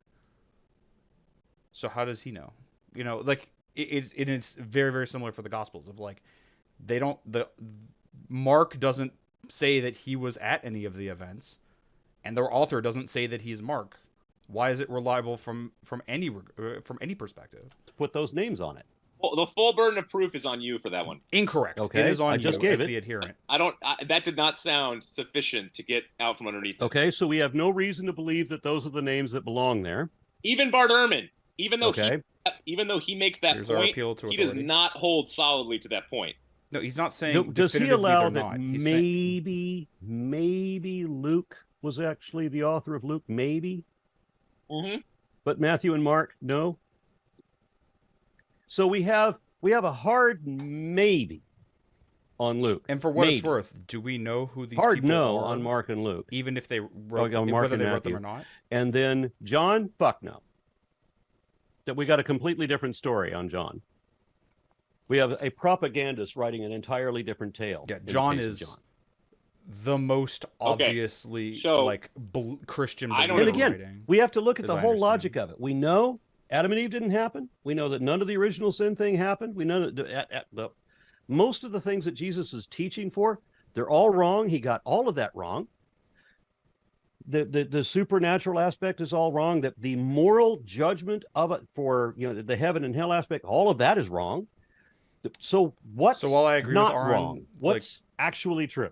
Well, I'm still stuck on these gospel writers because, again, the burden of proof is on you, and I don't think you've given me a good enough evidence to believe. No, so Stuart, okay, so burden of proof, again, it's a thing that is going to come up a lot because people have really weird views of what the burden of proof is and who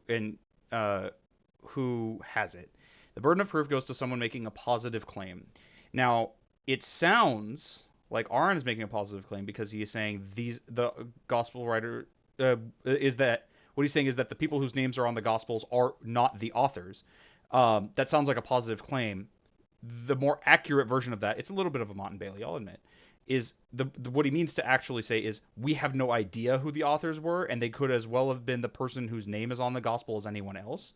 And when you phrase it in that way, it becomes obvious that the burden of proof is actually on Stuart, because he is the one stating, no, these were written by the person whose name is on there. So how could you ever demonstrate that? Something that's kind of noteworthy is when determining whether someone has the burden of proof or not, is that you cannot prove a negative. So if someone is demanding that you do, the burden of proof is misplaced. You can only ever say this is probably not true to the point of reasonable certainty. You can never demonstrate a negative. And so Stuart is demanding that. Obviously, he is incorrect. The person who has to demonstrate who the authors were is you, who claims they are definitely the people whose names are on them. That it was not those four. Okay, so the experts agree. We just had this. The experts agree that maybe. Why would they be not hard? Yes, but maybe. And tell me. Maybe Luke was written by Luke. Hold on a second. There's so familiar. Matthew and Mark were not written by Matthew and Mark, and neither was John. Why were they so familiar with things like botany?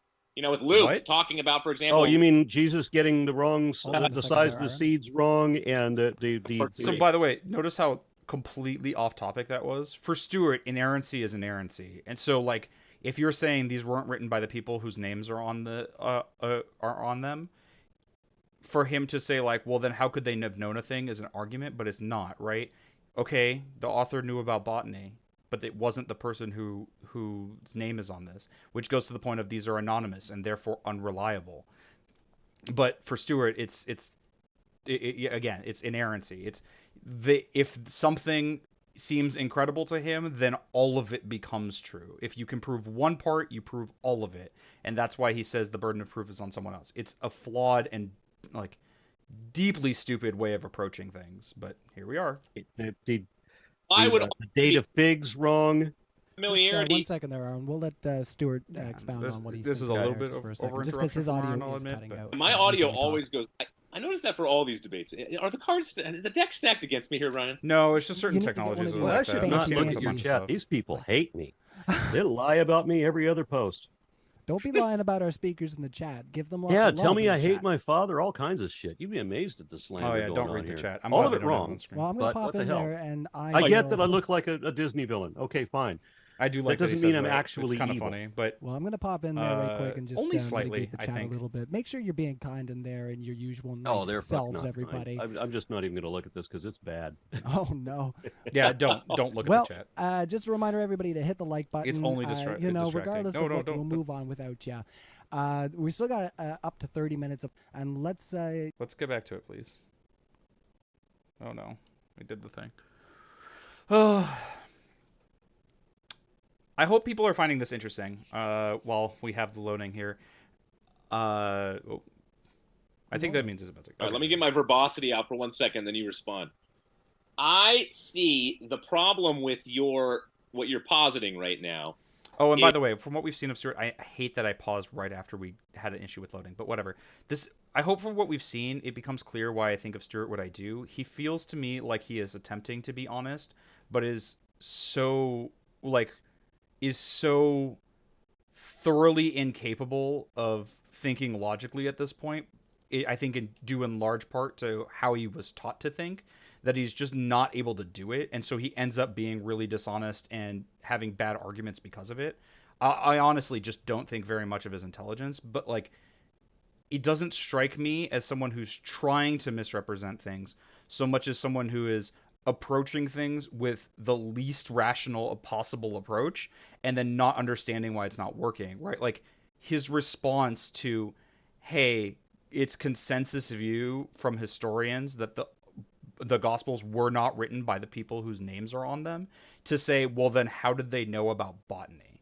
Like, that's obvious nonsense. He's already admitted to an approach of biblical inerrancy of saying, like, okay, if there's a conflict, then you have to figure out why it's not a contradiction because it can't be. he's not thinking rationally, and so any like dishonesty is just happenstance. It's just what he thinks is really true. Where even though his arguments are nonsense, I don't think he's doing it intelligently. I just don't think he knows any better. That said, he's an adult and he can learn. You can take classes on this. Nobody has brought a great case where they're like, I am certain the gospel writers, we got the names wrong. Everybody's like, speculation. I don't know if it really was them. So my case for them actually because like also who the fuck are these people? Who is Matthew? Like, it's one thing to be like, well, it's not anonymous. It's by Matthew. Who the hell is that? How many Matthews are there? And which one? And why does he have any special knowledge on this? It's just a dude. Even if we like, it's as anonymous as if it was written by someone who didn't put their name on it. But so like, how could you ever demonstrate it came from that guy? And so like, no, we can't say definitively it wasn't written by someone named Matthew. But even if it was written by someone named Matthew, what if they were taking the account of a different Matthew? The point is, we have these texts are so divorced from any association with an actual person from whom they are derived that they are basically anonymous. They might as well be. The correct ones were their names were on the documents from the very beginning. No. And so if you're going to trust even the narrative of the gospel, which Aron, I don't think you do, you're going to have to trust that if you actually trust the dating and the names. Now, I think the names obviously... I'll put it to you this way. Like, hopefully this example makes it concrete and we don't have to worry about it again. If we found another gospel and it said the gospel according to, I don't know, John Olamu, I don't know, like whatever, it doesn't really matter. The gospel according to Ezekiel, fine. Like, if we found that, or sorry, the example was different. If I wrote a gospel and I said the gospel according to Ezekiel, and you simply stumbled across that, do you know that it was written by Ezekiel? No, you obviously don't. You have no way of deriving that, and we know because I set up the example that I wrote it. Did I talk to Ezekiel and just write down what he said, or did I make it up? Even in the example I laid out, you don't know. Maybe I did. Maybe I didn't. How could you possibly know? And so this is what Aron's talking about. Of like, and like, oh, and by the way, even if I did, who the hell is this Ezekiel guy? Why does he know anything? Why do I know anything? Would it be different if you just said, here's a gospel by some dude? It's no different. We jive with the culture at the time. You know, you got obviously the names that they bring up all the time are Simon Peter, Joseph, Matthew. All those names are the names that were used. Then you have I trust the Gospel of Thomas probably more than I trust the other four. Yeah, well, the Gospel of Thomas is barely any copies. Yeah, I realize that, but it's got the only wisdom from Jesus in it. I don't know almost anything about what was that? Thomas. That's probably one of the ones that didn't make it into the Bible. When his disciples asked him what he thought about. By the way, there are more Gospels than the ones that are in the New Testament. It's just not all of them are in there for various reasons, I'm sure. About circumcision, and Jesus said that if God meant for us to be circumcised, we would have been born without foreskins. I'm like, that which makes is a really sense. Good point. Yeah, it makes you wonder about that, right? Why? I didn't know that passage. That's interesting that you did right there. I like that. What is that? A factory recall? So they get names right. Then they get botany right, the sycamore tree. How do they get botany right? Yeah, he just says and why that. Is that relevant? They use things like the sycamore tree, for example. In Luke chapter 19 with Zacchaeus, he climbs up into the sycamore tree. Okay. Wait, is that botany? They said there was a kind of tree? What? What?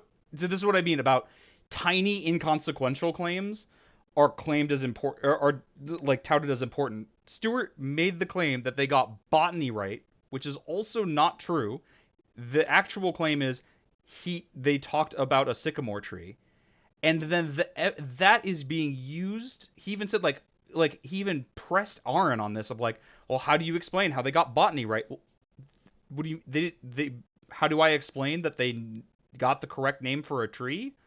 Maybe they knew what that tree was called, and that's supposed to be evidence for the truth of Christianity. That Jesus was the Son of God and was resurrected, and so because someone knew what a tree was called? It's nonsense. The olive, for example, Garden of Gethsemane, connected. And the relevance there. Like, what if the authors just did their research about what was? So I'm just saying that one of the things I wonder about is like, what if the Gospels, because the first three in particular are very, very, very similar. Like, what if it was a school assignment? These were people who were writing in Greek. If you were writing in Greek, you were educated. What if it was just like, hey, write a story about this tale that you've heard of because like it makes its way through common culture or whatever. So it's going to have a lot of the same stuff. And maybe they did research on it to make sure they got the details right. And that's why it has a lot of like literary structures to it. The fig tree story, by the way, that I mentioned prior, it's at the center of its gospel that has like corresponding stories on the outside. And like as you move towards the center of the gospel, the stories align with each other until you get to the very center, which is the fig tree. It's something I learned from Richard Carrier. But that would explain the literary structure. Like, that's a really advanced literary structure. These people who wrote it were very educated. So, like, what if that was what happened? Like, do you have any way of knowing? Do you have any way of disproving that? Do you, does the fact that they got a thing right mean that they weren't making up a story? Or does it mean they did research? Or does it mean they happened to know that? Or maybe they knew, like, that got that thing right and got a bunch of other stuff wrong.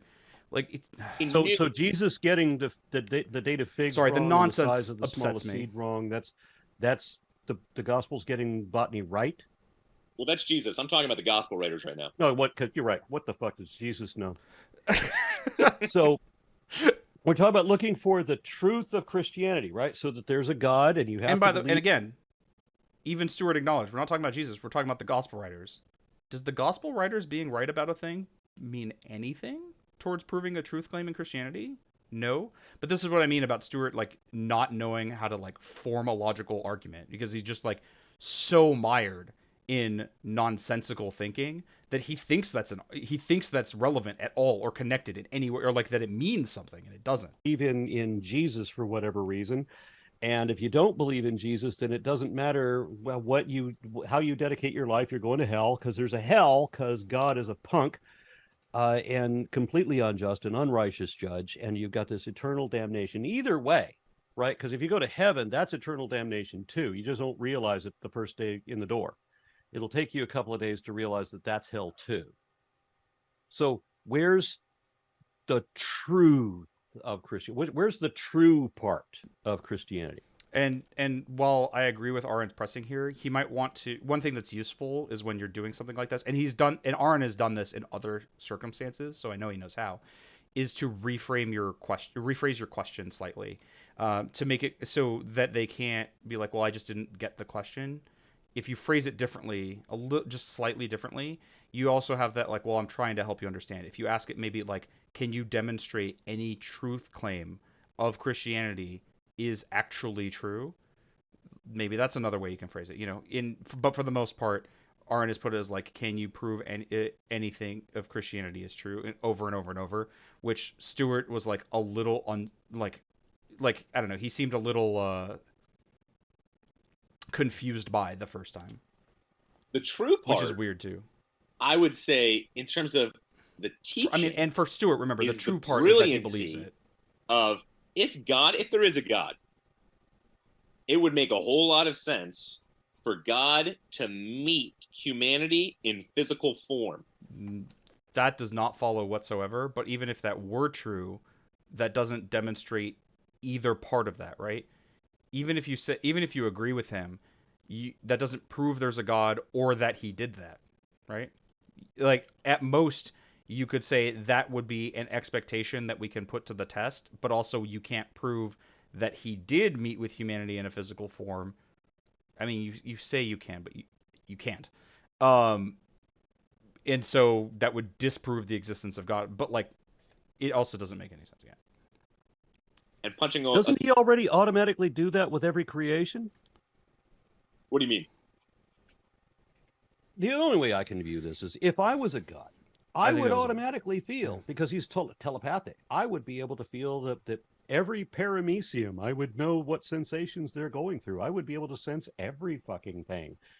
I wouldn't need to create some I don't know if hippie this follows, but it's also like based on how what the image of the oftentimes Borgias, it's easy to get baited by bad and arguments then into irrelevant in order to diversions. forgive somebody for something they never did in the first place, which is another important point, that never happened. But even if it did happen, I would have the unconditional love that doesn't have conditions. I would be able to forgive without having my people have to do something unforgivable first.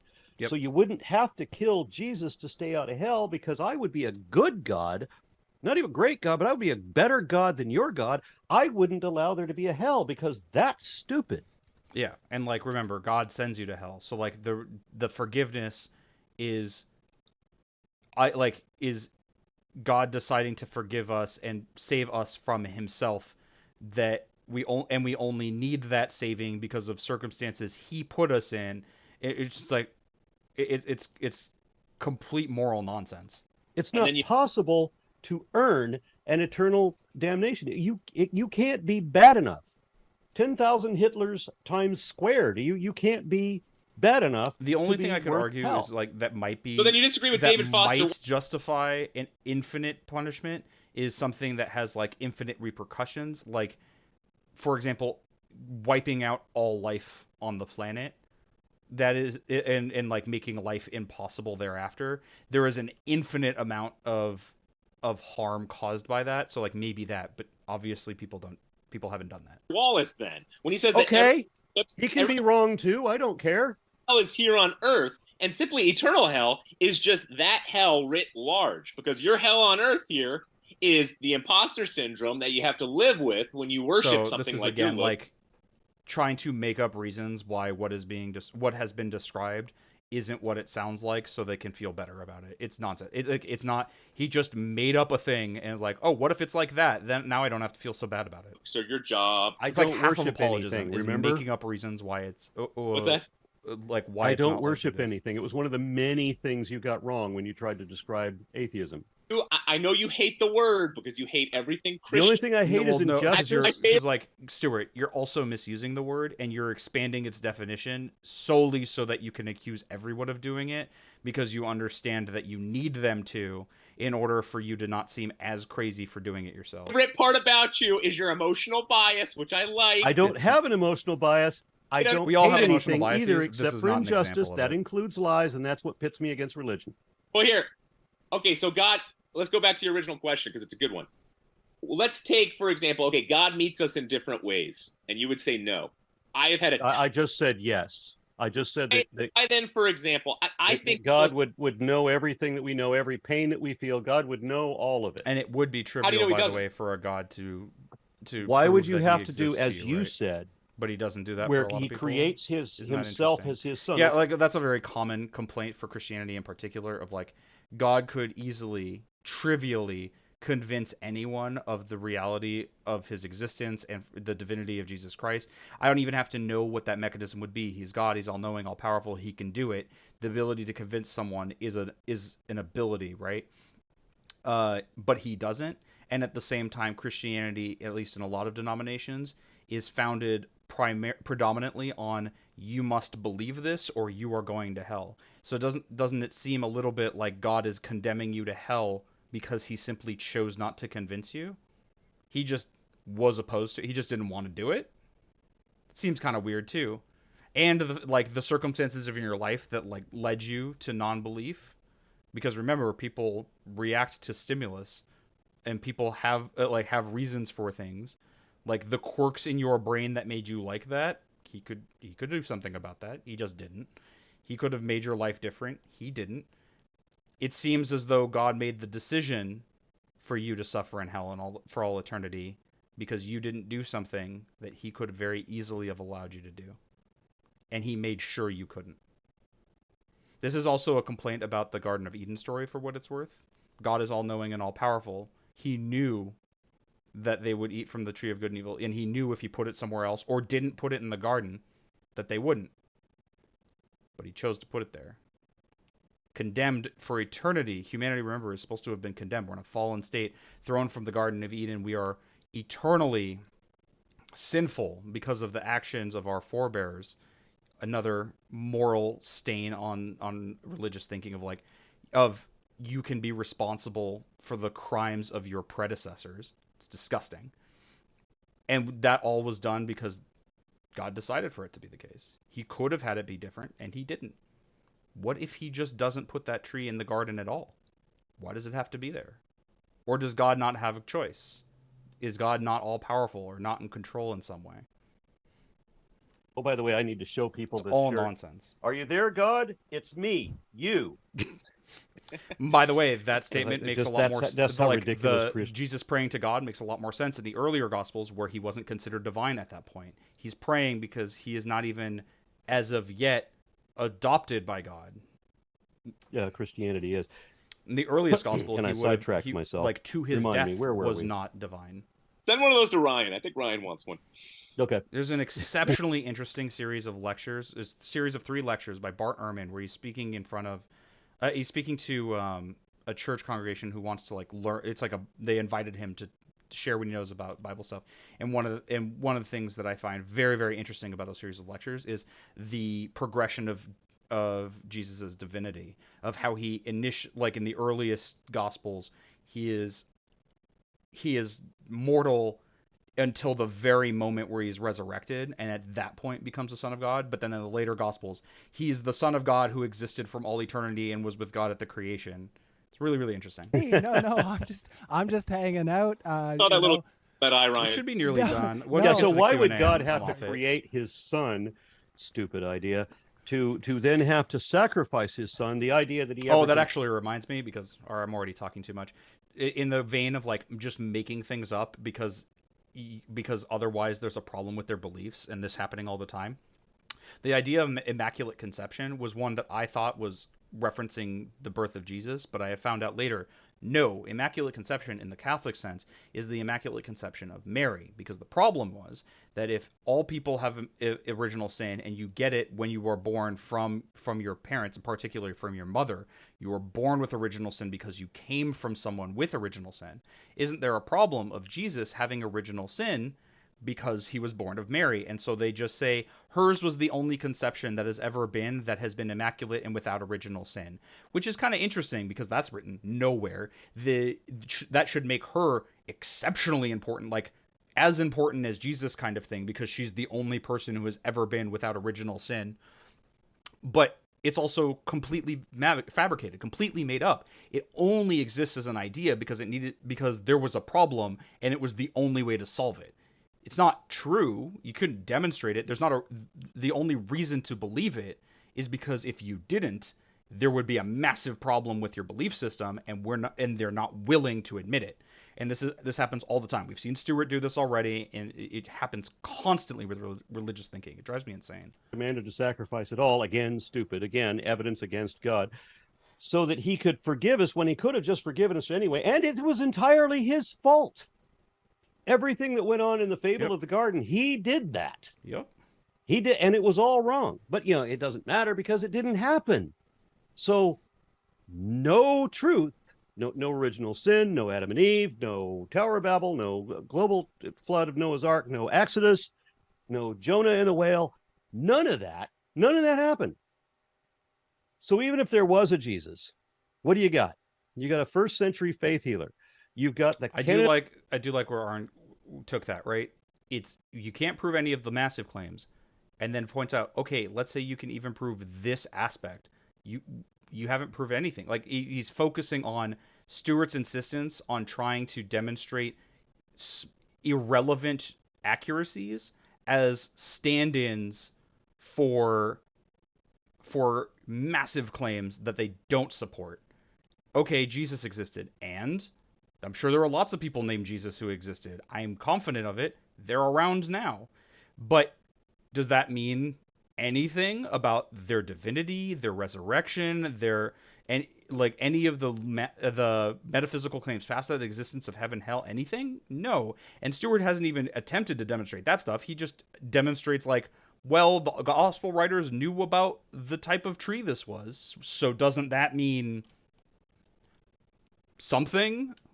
Kenneth Copeland of the first century, big fucking deal.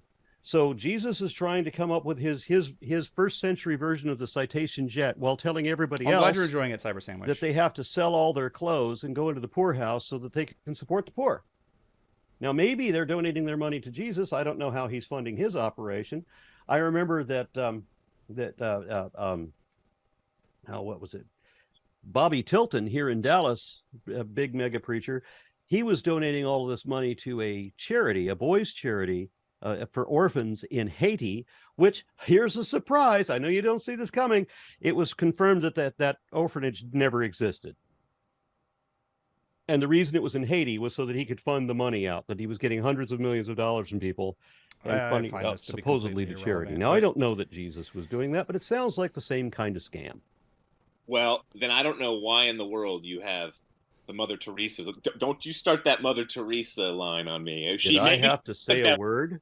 I don't know. She already realized what. So, in case you're not familiar, as it turns out, from what I understand, there's a lot of evidence that Mother Teresa was actually a massive piece of shit, and was like in making sure that the children in her care lived in poverty because she thought to suffer was divine and would guarantee you entrance into heaven, and like all this stuff. Christopher Hitchens wrote about it a lot. I only know kind of the surface level stuff. So bad argument. That's why he's like, oh, how do you get the Mother Teresa in the world? Because he thinks she was great, I'm sure, and knows that Aron would be like, it would oppose. And it's kind of unfortunate that the dividing line of people's opinions on this person seems to be on whether you're a Christian or an atheist, because there should be Christians who think she's terrible too. So it makes it seem like the atheist just hates people who do good works because that's the like brand that Mother Teresa has. But there are good reasons for that derision, and it kind of sucks that the only people who seem to care about it enough are atheists. It just makes atheists look shitty, even though that's the opposite. That is. It really hurts my feelings when anybody speaks ill of Mother Teresa. My wife works in the Mother Teresa home, cutting a lot of toenails. Okay. But for me, it's the whole piece on your original question. If there is a God, how would he meet us? And I gave one example of he became human here on this earth. Which he didn't need possibly to demonstrate. I am very pro psilocybin and DMT and a lot of these drugs, because these have shown that 40% of hard atheists became theists after these drug trips. So I think that's another way that God meets us. Wait. So your argument is you're okay with hallucinogens because it makes people delusional after? All right, what you got here? One of the things that really impresses me about talking to believers is the citations of statistics that can't be backed up, and any claim of fact. Look it up. Never. And it also implies that Stuart would be opposed to these hallucinogens if people's experience made them unbelievers afterwards, as though like the only thing that could be good or bad about these things is whether they believe after. Like, what if these drugs are massively detrimental to you, medically speaking, but you become a Christian after, so you're cool with it? Or what if they were super good for you, but you could become an atheist afterward? Would you be opposed to it? Shouldn't there be other bases for being in favor or opposed to the use of these hallucinogens? But apparently not, I guess. Backed up. I was a couple of weeks ago. I was in Washington State protesting. Oh, what the fuck is his name? The blonde boy who claimed that he went to SatanCon and converted 98 Satanists to Jesus, but he couldn't come up with name one. Not one person. Make this stuff up all the time. He had a handful of pictures that he took with people who just were polite enough to pose for pictures with him and were Satanists before they went there and are Satanists still. So we got this guy lying, right? Lie. He said that the 20 Satanists had run away when there's 40 of us still standing there at the end of the day. So lie. That's what I get. Christianity, nothing but lies. Can you show me something that isn't just another stupid lie? Sure. Statistically, Christians give away the most. That has nothing to do with anything. Statistically, according to multiple op-ed. By the way, I'm very curious about the details of that, because I guess not curious enough to look it up, because I wonder, does that include like tithing? Because if it does, is that really giving it away? It's more like membership dues to your church, right? But even if that's true, okay. And I'm glad that they give to charity. That's really awesome.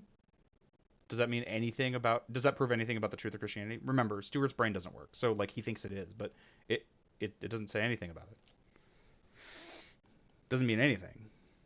Christians could be the worst people in the world, and Christianity could still be true, and they could be the best people in the world, and it could be false. It has no relation. Times right now who went down to Africa, they said they had the same view as you, and they said if Africa didn't have Christians, the AIDS epidemic would be off the charts. It's hilarious that he's using that example. First of all, it's just a person saying a thing. They could be as right or wrong about it as anything, but let's take it as true.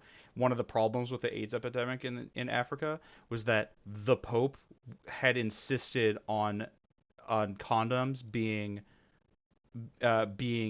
sinful and wrong to use, and so the AIDS epidemic was massively exacerbated by the fact that there are a lot of Catholics in Africa, and they were like, well, I can't use condoms, and huge numbers of people have AIDS, so like they just end up spreading it and not using protection, and there you go. But of course, Stuart here's like, oh, it would have been so much worse. It was worse because of Catholics. Maybe he doesn't think Catholics are Christian. Some Protestants don't, but they are. And again, has nothing to do with the veracity of the belief. The only point is that like it's as likely to do harm as good when people are misfiring and they're not thinking in a way that is likely, when they're thinking in ways that have no benefit towards positive ends or conclusions. You know, you're as likely to think terrible things as good things. Your justification, your method is flawed. It's the same that Christians are on the front lines. They're the main ones pushing for anti-sex trafficking right now. Okay, so what's the largest denomination of Christianity? This is not. We can have that debate. I'm pretty sure the largest denomination is Catholicism. I'm just asking a question. What is the largest denomination of Christianity? Well, hold on to that one, Stuart, and let's wrap up your point. Okay. I think. Wait, Ryan, I didn't hear you. Oh, I said hold on to his question and wrap up your point. He doesn't want me to speak. He wants you to finish. I know how it does very much feel like that, Aron, and I get why it feels that way. My guess is he wants to move into the Q&A right after, so he wants to like just wrap this up, not like really start a big back and forth and move on. But it does come off a lot like bias of like Aron is like clearly starting a line of questioning, and he's like, whoa, no, you don't get to do that. Like, Stuart, keep going. It feels a lot like bias, even though it might not be. No, it's okay. I want you to ask the question. I just wanted to make sure you wrapped up your point there.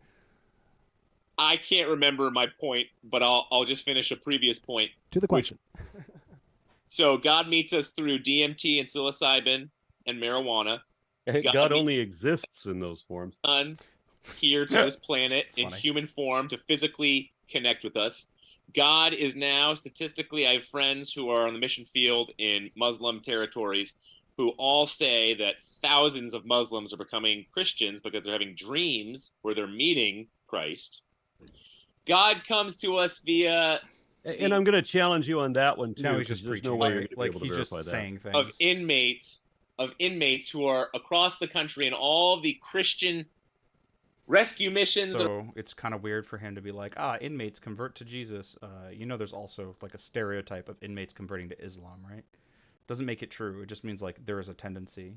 And that's not really that weird. Inmates are in a pretty shitty situation, and people it is the heart of a heartless world, right? Like religion is often a solace in desperate times. That doesn't make it true. That makes it the thing you cling to. They're all Christian based. The Oxford group based, obviously AA. Some of those are non-Christian now. All of these are meeting God as at least not as a Christian God, but as a higher power to get outside of self in order to have a relationship with him where they worship something other than the finite, and by doing so, they get healthy. He's just preaching. There's nothing to respond to. So that's a few ways that God meets us, I think, and it makes sense. They're unsubstantiated claims. I'm going to say that most of what you just said is indefensible bullshit. Thank you. Yes, I agree. Yeah. Now, okay, when you then why are you said that saying Christians give more than most people, I'll concede that one. Because Christians are the largest demographic, if you include the largest body of Christians. But then what is the largest denomination of Christians? That's Catholics. There's slightly over half of all Christians collectively are Catholics. Decreasing. What's that? They're decreasing greatly, but yes, they will Christianity as a whole is decreasing greatly. Yeah. But regardless, Catholicism is still over half of all Christians are Catholics. Agreed? It depends if you call Catholics Christians, because there it is. I fucking knew it. Yeah, I knew. Yeah, yes, they're Christian, my dude, and I know you don't want to like hold yourself. It's the only reason it matters is because Stuart doesn't want to be associated with Catholicism and like what the Catholic Church and what Catholics do. But of course, he wants to take credit for the good things that other Christians do. It is so. No, you don't get to divorce yourself from that, my dude. You're both Christians. I don't care if you don't think so. They are the largest, more than half of Christians. And if you think that Catholics aren't Christians, then the number of Christians in the world, suddenly, it's not that many. And you don't get to point at like, oh, so many people have been convinced, therefore it's true, which you have also done. Well, don't consider. Okay, so if Catholics are not Christian, then Christians are the fourth largest religion. Islam is the dominant faith. I thought it was followed Hinduism. by Catholicism.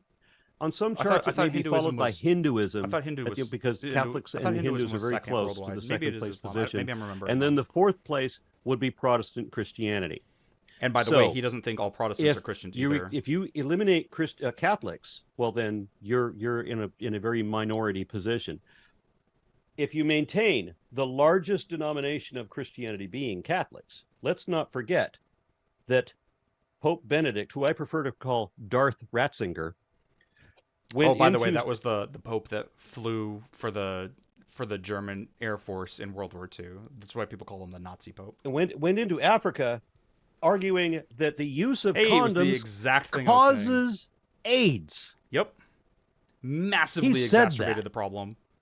This is the leader of the largest denomination of Christianity. But of course, and you want to Stuart wants to say he's not a Christian so that he doesn't have to answer for that, but he does want to take credit for the good work that Christians do elsewhere.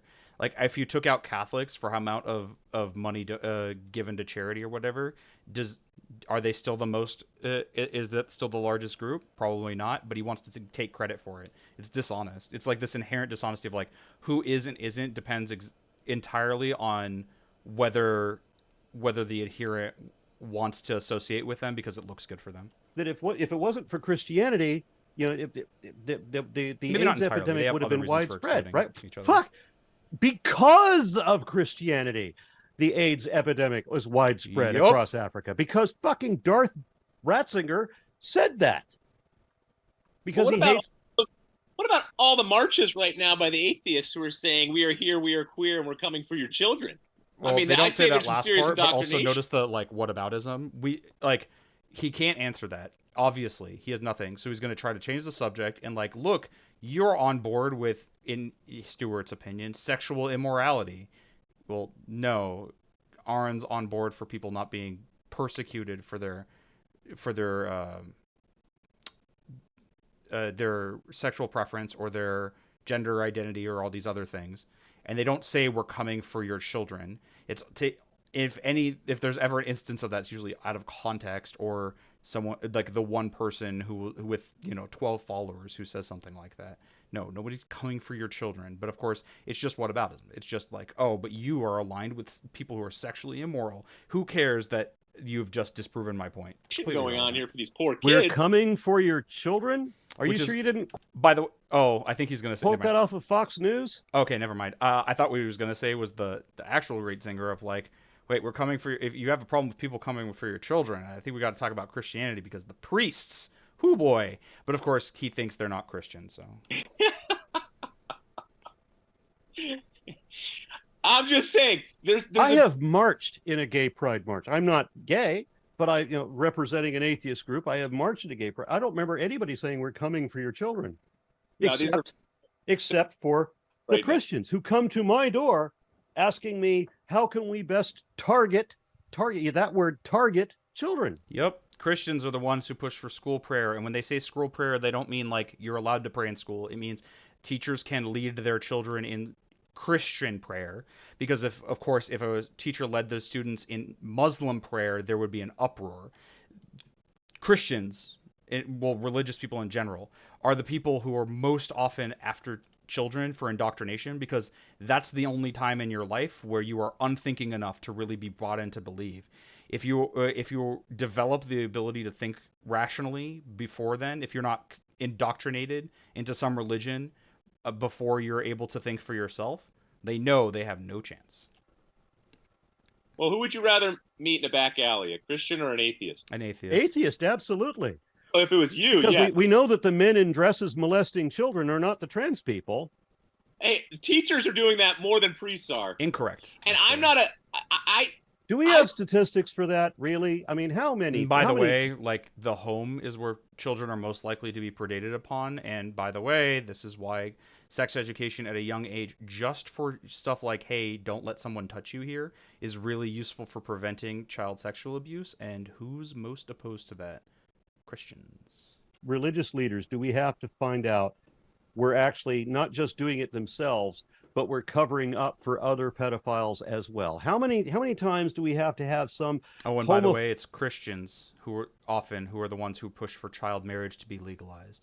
It's like, if you want to start associating with like the things people of your religion do, you have to answer for a lot of shit, Stuart. Though of course he'll just whataboutism or lie about it or think it's good or whatever else. Phobic leader of a family organization, because all the religious groups that have the word family in it just means that they hate gays. Yep. So this doesn't decrease the credibility for Jesus Christ, though, does it? It doesn't. But Stuart, you began on this digression. You tried to use the quality of Christians as a group to be meaningful in some way. You were the one who was like, oh, they donate the most to charity and they helped with the AIDS epidemic. If you want to take credit for that, you also have to take responsibility for all the bad things they do. And when you bring it into that light, it becomes obvious that Christians aren't inherently more moral, and even if they were, it doesn't speak at all to the truthfulness of your position. But now you're recognizing that it speaks nothing at all to your truth claims, only when you've been soundly rebuffed. We start from zero. There is still no credibility. We have a first century faith healer who was wrong about everything. That's what we start from. And then build up to what? We build up to the guy didn't know anything then died. Yeah. He said he was coming back while some of his apostles or some of his disciples would still be alive. He didn't. He failed. They're dead. He's 1900 years late. He didn't say in their lifetime. He did. Yeah, he did. Some of you standing will not here. Taste death. What some the fuck of do you think that means? Will not even taste of death before they see that the Son of Man. Now I'm sure there's some like, let's make something up to make it to mean so we can not have to reckon with the problem that exists here. I'm excited for him to be like, well, they didn't taste death. They were exalted before they died, a thing I can't prove, but has to be true because the Bible must be inerrant, and in order for it to be inerrant, that has to be the case, and it's all circular. At the right hand of power in the kingdom with the clouds and all that kind of shit. That was about the collapse of the temple, 70 AD. Didn't happen. They never saw Jesus returning in the clouds at the right hand of power. Never happened.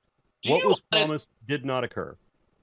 Do you honestly believe this whole piece on Jesus and faith, and that it's if you just aren't smart enough, you can't grasp this faith, you're just going to hell? I mean, look at how he dealt with, for example, completely changed the subject. The man who was going, Jesus. Honestly, Aron, it would be completely right, and I think it would be a good idea for him to just stop Stuart, like, hey, why you change the subject, my man? We were talking about something else entirely. Son, when the man said, I do believe, help my unbelief. Like, he runs away from stuff that he can't reckon with because, again, he doesn't know how to handle any of it. He doesn't know how to think about it or how to he can't address the fact that he's been that his beliefs have been proven incorrect and that his argument is just wrong. So because he can't handle it and because it's painful to sit with that, he just shifts to the next thing. Just doesn't scold him. Or, for example, in encountering Peter. I do believe that Jesus didn't actually revive somebody who was literally dead. Jesus what? I don't believe that Jesus revived anyone who was actually dead. Well, I believe that Jesus did the same kind of bullshit stick that we've seen Peter Popov do, that we've seen Bobby Tilton do. You could demonstrate to a group that you've brought someone back from the dead even today. Right, you have a guy that you have him pretend to die. You have is anyone a doctor? And then someone else who's a stooge is a doctor is like, oh yeah, he's dead. And then you wave your hand and he comes back up. If you saw that, most of you would probably think it was a performance of some sort, but some number of people would buy into it. I'm not saying that's exactly what necessarily happened with Jesus, but the fact that there is an explanation that could result in the same kind of story that requires no supernatural is pretty meaningful. We don't even know that the events occurred necessarily or in that way, right? Like there's a lot of did this even happen that has to go into it too. We're basing it exclusively on what some dude wrote down, and we have no idea who that was. And all of these other faith healers where they've shown how midgets grow, and they hire somebody to sit down in a wheelchair to wheel them on stage so that they can have them walk, so they can make a good stage performance out of it. And then worse things, when you have somebody that's actually convinced that they've been healed and they can stand up out of their wheelchair and they can stand for a moment. And now, oh yeah, that's great. Now put her back in the chair and wheel her off stage and tell them that they don't need their medication. And my friend James Randi went to go visit one of these people who did this performance on stage, and it was televised. And he wanted to go see, did she actually, a week later, did she actually not have to have her medication anymore? And when he shows up, they're wheeling her out in a gurney, dead. Yep. So religion, it only matters, by the way, and I know Stuart's going to be like, what religious people do is whatever. Like, it only matters because Stuart wanted to claim that the good that Christians do is in some way relevant. If it is, then the evil they do is also relevant, and the fact that they do it in the name of religion is pretty relevant too. At a minimum, it demonstrates that that religiosity is dangerous because it lets people do stuff like this. Versus Jesus Christ and the Christian faith. Religion versus Jesus Christ? No, is there a difference? Christ is religion. No. You brought up. So Stuart is technically correct, except for why we're even here in the first place. Again, he's right. It has nothing to do with the truthfulness of Christian claims, but Stuart wanted to use like the good works of Christians positively, which means it is as relevant to talk about what Christians do wrong as Christians distinctly. It's the world's dominant religion. And I do not believe that Jesus or Paul teaches me to go and handle snakes right now who will bite me. Oh, I forgot. No, I forgot. The relevance of that was that people can lie and make shit up, and maybe the alleged resurrection that Jesus performed is not necessary. Just justifying Aron's non-belief in that event, which I think is ridiculous.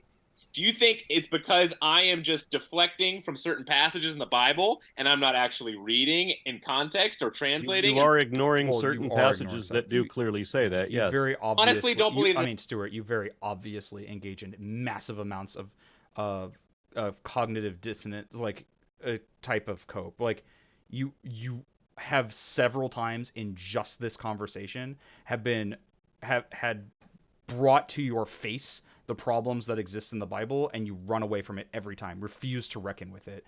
You make something up to justify this problem that still exists. Like, no, obviously you are unwilling at best to deal with the problems of your beliefs. That's contextual. Okay. Well, this might be I'm not going to argue for the literacy of Scripture. I will only say that nobody reads the Bible more literally than atheists, because we don't need to make up any bullshit excuses for when it says something we can't allow it to mean.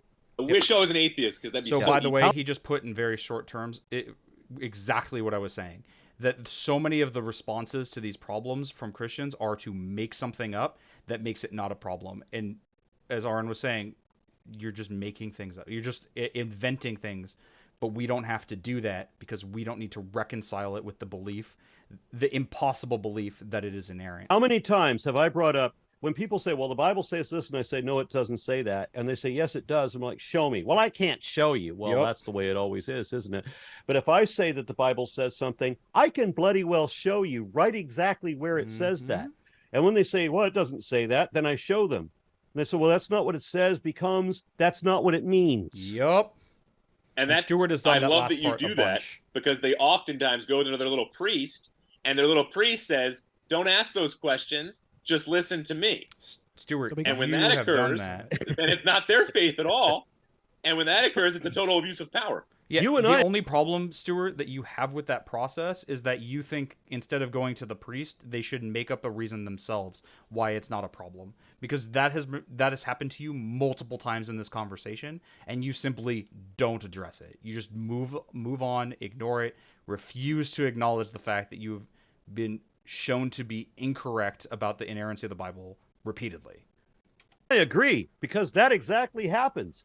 Somebody finds some horrible thing that the Bible really does say. They go and visit their priest with it, and the priest says, just don't ask those questions. Right, but Stuart just says make up a reason why it should be okay. Well, this might be a good time, everybody, we got 15 minutes left of the open discussion, so we'll do the it might be a good time then. That's going to be way more interesting specifically than the Q&A. on the resurrection for the next, okay, or try to. You guys can meander all you want, but we can focus on that just for the debate topic, and then we'll move into our Q&A. And let's keep it rolling. And of course, everybody to hit we'll that stop like before button. the Q&A. If we pass 666 already talked so much for the hour that we've been watching this. Bruce Dickinson will appear and sing the whole Number of the Beast album. It's just a wives' tale, but okay, I don't care. If we're not coming up with okay, I thought I was skipping with the moderator talking, but I guess not. And now I made it worse for myself. We're almost done, folks. I hope it's been valuable to you. I've found it really interesting, in part because you get these back and forths that are not really on the subject, but just like we're just arguing, and you can get stuff that wouldn't come up otherwise. So that's all right, fun. I like how people are criticizing me for not coming up with bullshit excuses when I read the scripture. Really? That I just read what it says and take it that it says that. People are criticizing me for that in your chat. They're not in my tribe. Don't worry. All right, so the resurrection. Sure. Yeah, like it's exactly the no true Scotsman, right? Like the people who are doing wrong things. Oh, those aren't they're not part of my group or whatever. Yeah. Okay. Yet again, that he received, and he probably received it. So from my perspective, from Peter and James when he visited them in Jerusalem 3 years after his conversion. So you have that in Galatians 1:18. So most scholars believe that testimony was part of that early creed that I referenced that dates right back to the resurrection itself. So eyewitness testimony within weeks. Some would say months. So there's no time for there to be legend that goes about. And it obviously occurred, the resurrection, right in Jerusalem. So it would be so easy. I love how the most important part of that conversation. Well, the resurrection obviously occurred. Move on. No, that's the whole thing we want you to demonstrate. Both the Romans and the Jews to say, yep, here's the body. This is ridiculous. This is a hoax. Let's get on with it. So the resurrection hypothesis, without forcing it, I believe has totally explanatory scope and power. No, he's not going to explain really couldn't what be the evidence for it any better than what it is. I mean, Aron likes science. If you think about, we've never seen a black hole and probably never will, or a quark or subatomic particles. Several now. We have pictures. But the reason, just as an example, the reason why these things are positive is because we see certain effects. So you posit hypothetical, theoretical causes that could result in these effects. You do understand they've actually seen several black holes now. Yeah, even if you hadn't, the reasoning for it is actually really, really good. Whereas your reasoning for the resurrection is complete nonsense. It's it's often a bunch of insignificant details that you couldn't prove are false. And so they say, okay, that's true. Therefore, look, they got 15 things true. Shouldn't the 16th be also true? It's well, that doesn't follow whatsoever. They don't have anything even close to scientific evidence like we did for black holes before they were observed, understanding why they must be. And then it wasn't. The scientists didn't say, therefore they are the case until they were observed, right? That's part of the whole thing. That said, Aron's right. We have observed several. We have pictures. You can go find them. That would hold on. Don't get stuck in the black holes. Yeah. That would produce these kinds of effects. So therefore, even though we've never seen a black hole, it's a good explanation, profitable one on how we can get certain things. So I would say in the same. That's the problem. Is before black holes had been observed, you would have been presumptuous to say they definitely exist. Maybe there's good justification for it, but to say they're for sure real and even though we haven't observed them, would not be substantiated. That said, and so this is why it's a bad example, because we can substantiate their existence, and to say that is analogous to the resurrection, which we do not have anything like the kind of evidence we have for black holes as the same thing, is a problem, especially since it is in the category of like, well, we haven't observed it, so maybe you even think it's reasonable, but it is at a minimum not demonstrated to be true. In a sense, a historian could say, posit God as a theoretical entity. I mean, they could as the cause for anything, the resurrection. But you could also posit the Jesus. flying spaghetti monster. It would so be Paul's the best source to support Jesus' resurrection. I've said that before. And these are creedal. Exactly as justified. Can I just declare victory with that? It'd be like exactly as justified to say a wizard did it. What's the actual like? Oh, wizards aren't real. Neither like, can you prove God's real? You use the resurrection as evidence for God. So to say like, well, therefore God is evidence for the resurrection. I've seen people do this, by the way, and when I say people, I mean William Lane Craig, a PhD level apologist. This is not unusual for Christian argumentation. That statement from you that Paul is your best evidence for the resurrection. Can I just win with that? No, but you can. Okay, so Aron, you're very close. This is a thing you can do in debate. Is you can say, okay, if I can just this can be the demonstration that everything, like if everything is hinged on this one thing, if I can take that apart, we can just be done with it. The problem is you need to do that. While I agree that that I think he said John, is the if it is John that he's deriving it from, that is the most unreliable possible source, then like that should be enough. But you should say like a sentence or two to justify throwing it all out and being like, okay, we're done here. If that's the best you've got, why are we still talking about this? No, that's just one of 9. I gave 9. He's just the top dog. You gave 1 name. Don't you worry. 8 more. 1 name, 9 anonymous. Buckle up until Q&A. And also like so James second, not being a follower brother. I mean, while he's alive, then he dies and becomes this martyr. He gets thrown from a balcony, and then poor James, he's dead, but they're still beating him to death, according to tradition, at the bottom in the dirt. And we get Pliny, Trajan, Suetonius. So now he's just saying Josephus, people believed this. Okay. Talking about Jesus' brother was crucified. James's brother was crucified. What are we going to do about this? He was a miracle worker. All of a sudden, now what I find is very interesting. And which Jesus is this? The James, the brother of the one that's anointed, because we have Jesus of Damnius, and then Jesus. By the way, what he's talking about, James's brother. So in the Bible, James is called the brother of Christ. I have heard arguments, particularly from Richard Carrier, that that's just how you referred to Christians at the time. That word, there wasn't such a word as Christian yet, so you refer to like brother of Christ. And like the existence of James has massive problems for Christianity, even if you assume he is Jesus's literal brother, because remember, it's the Virgin Mary. How does Jesus have a brother? Or was she not a virgin? And she had kids before or after. Right? Like there are, even if you think this guy is who people Christians say he is, it has problems for the doctrine, and I'm sure they make stuff up as to why that's not a problem, right? And Ananias and Christians will point to both of those and say, hey, that's our guy, when neither one is, and we know that. And your chat is, I'm irritated at all the people who constantly accuse me of lying when I don't lie. And the reason I'm not religious is because I don't lie. Also, Aron, more than most people, is really strict on what he means by lying too. Not only does he take put in a lot of effort into not lying, he also considers saying something is true that you cannot prove to be true to be lying, which is more strict than most people hold lying to be. You can, if you say something that you think is true but can't prove, most people would say that's not a lie. Aron goes so far as to say that is. So like, yeah, to impugn his honesty is, well, let's just say I disagree. It is just a lie. That's a very Christian response. What is it? That's not a very Christian response. Why is it typical? That's a very Christian. You sound like a Christian when you're saying that with your righteous indignation. No. That I'm a Christian because I said I don't lie?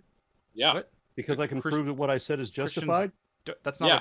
This is what I mean about Christians. When a Christian speaks, Christians like going, oh, you're honest, that makes you like a Christian, because that's what Christians are like. It's just like branding themselves with honesty, even though Christians are not more honest than others. Utter empty assertions. And Aron would argue they're less honest because they assert. Well, sure, that goes on. I just think you're a goldfish swimming in a pond, of these Christian values, It's and you don't realize Christian values that predated Christianity and that Christianity largely denied. The only way I'm familiar with of Christians claiming that honesty is a Christian value goes to like the commandment of not bearing false witness, which, by the way, that's the Old Testament. So wouldn't that be a Jewish value? Again, it's just they want to be thought of as honest, so they claim honesty as a Christian value. And so, like, anytime you anytime you are honest, that's you being Christian, and like, therefore this is like Christianity is good because it is honest, and that all the work that was required for that to be the case on the part of the Christian is to say so. It doesn't require them to be honest. It's, again, like, it's one of those, this honesty as a trait and not as a thing you do.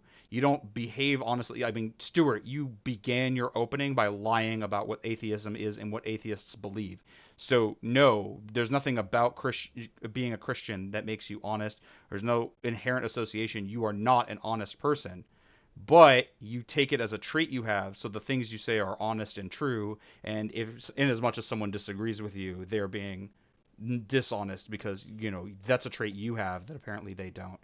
Otherwise, they wouldn't disagree with you. It's it's massively dishonest.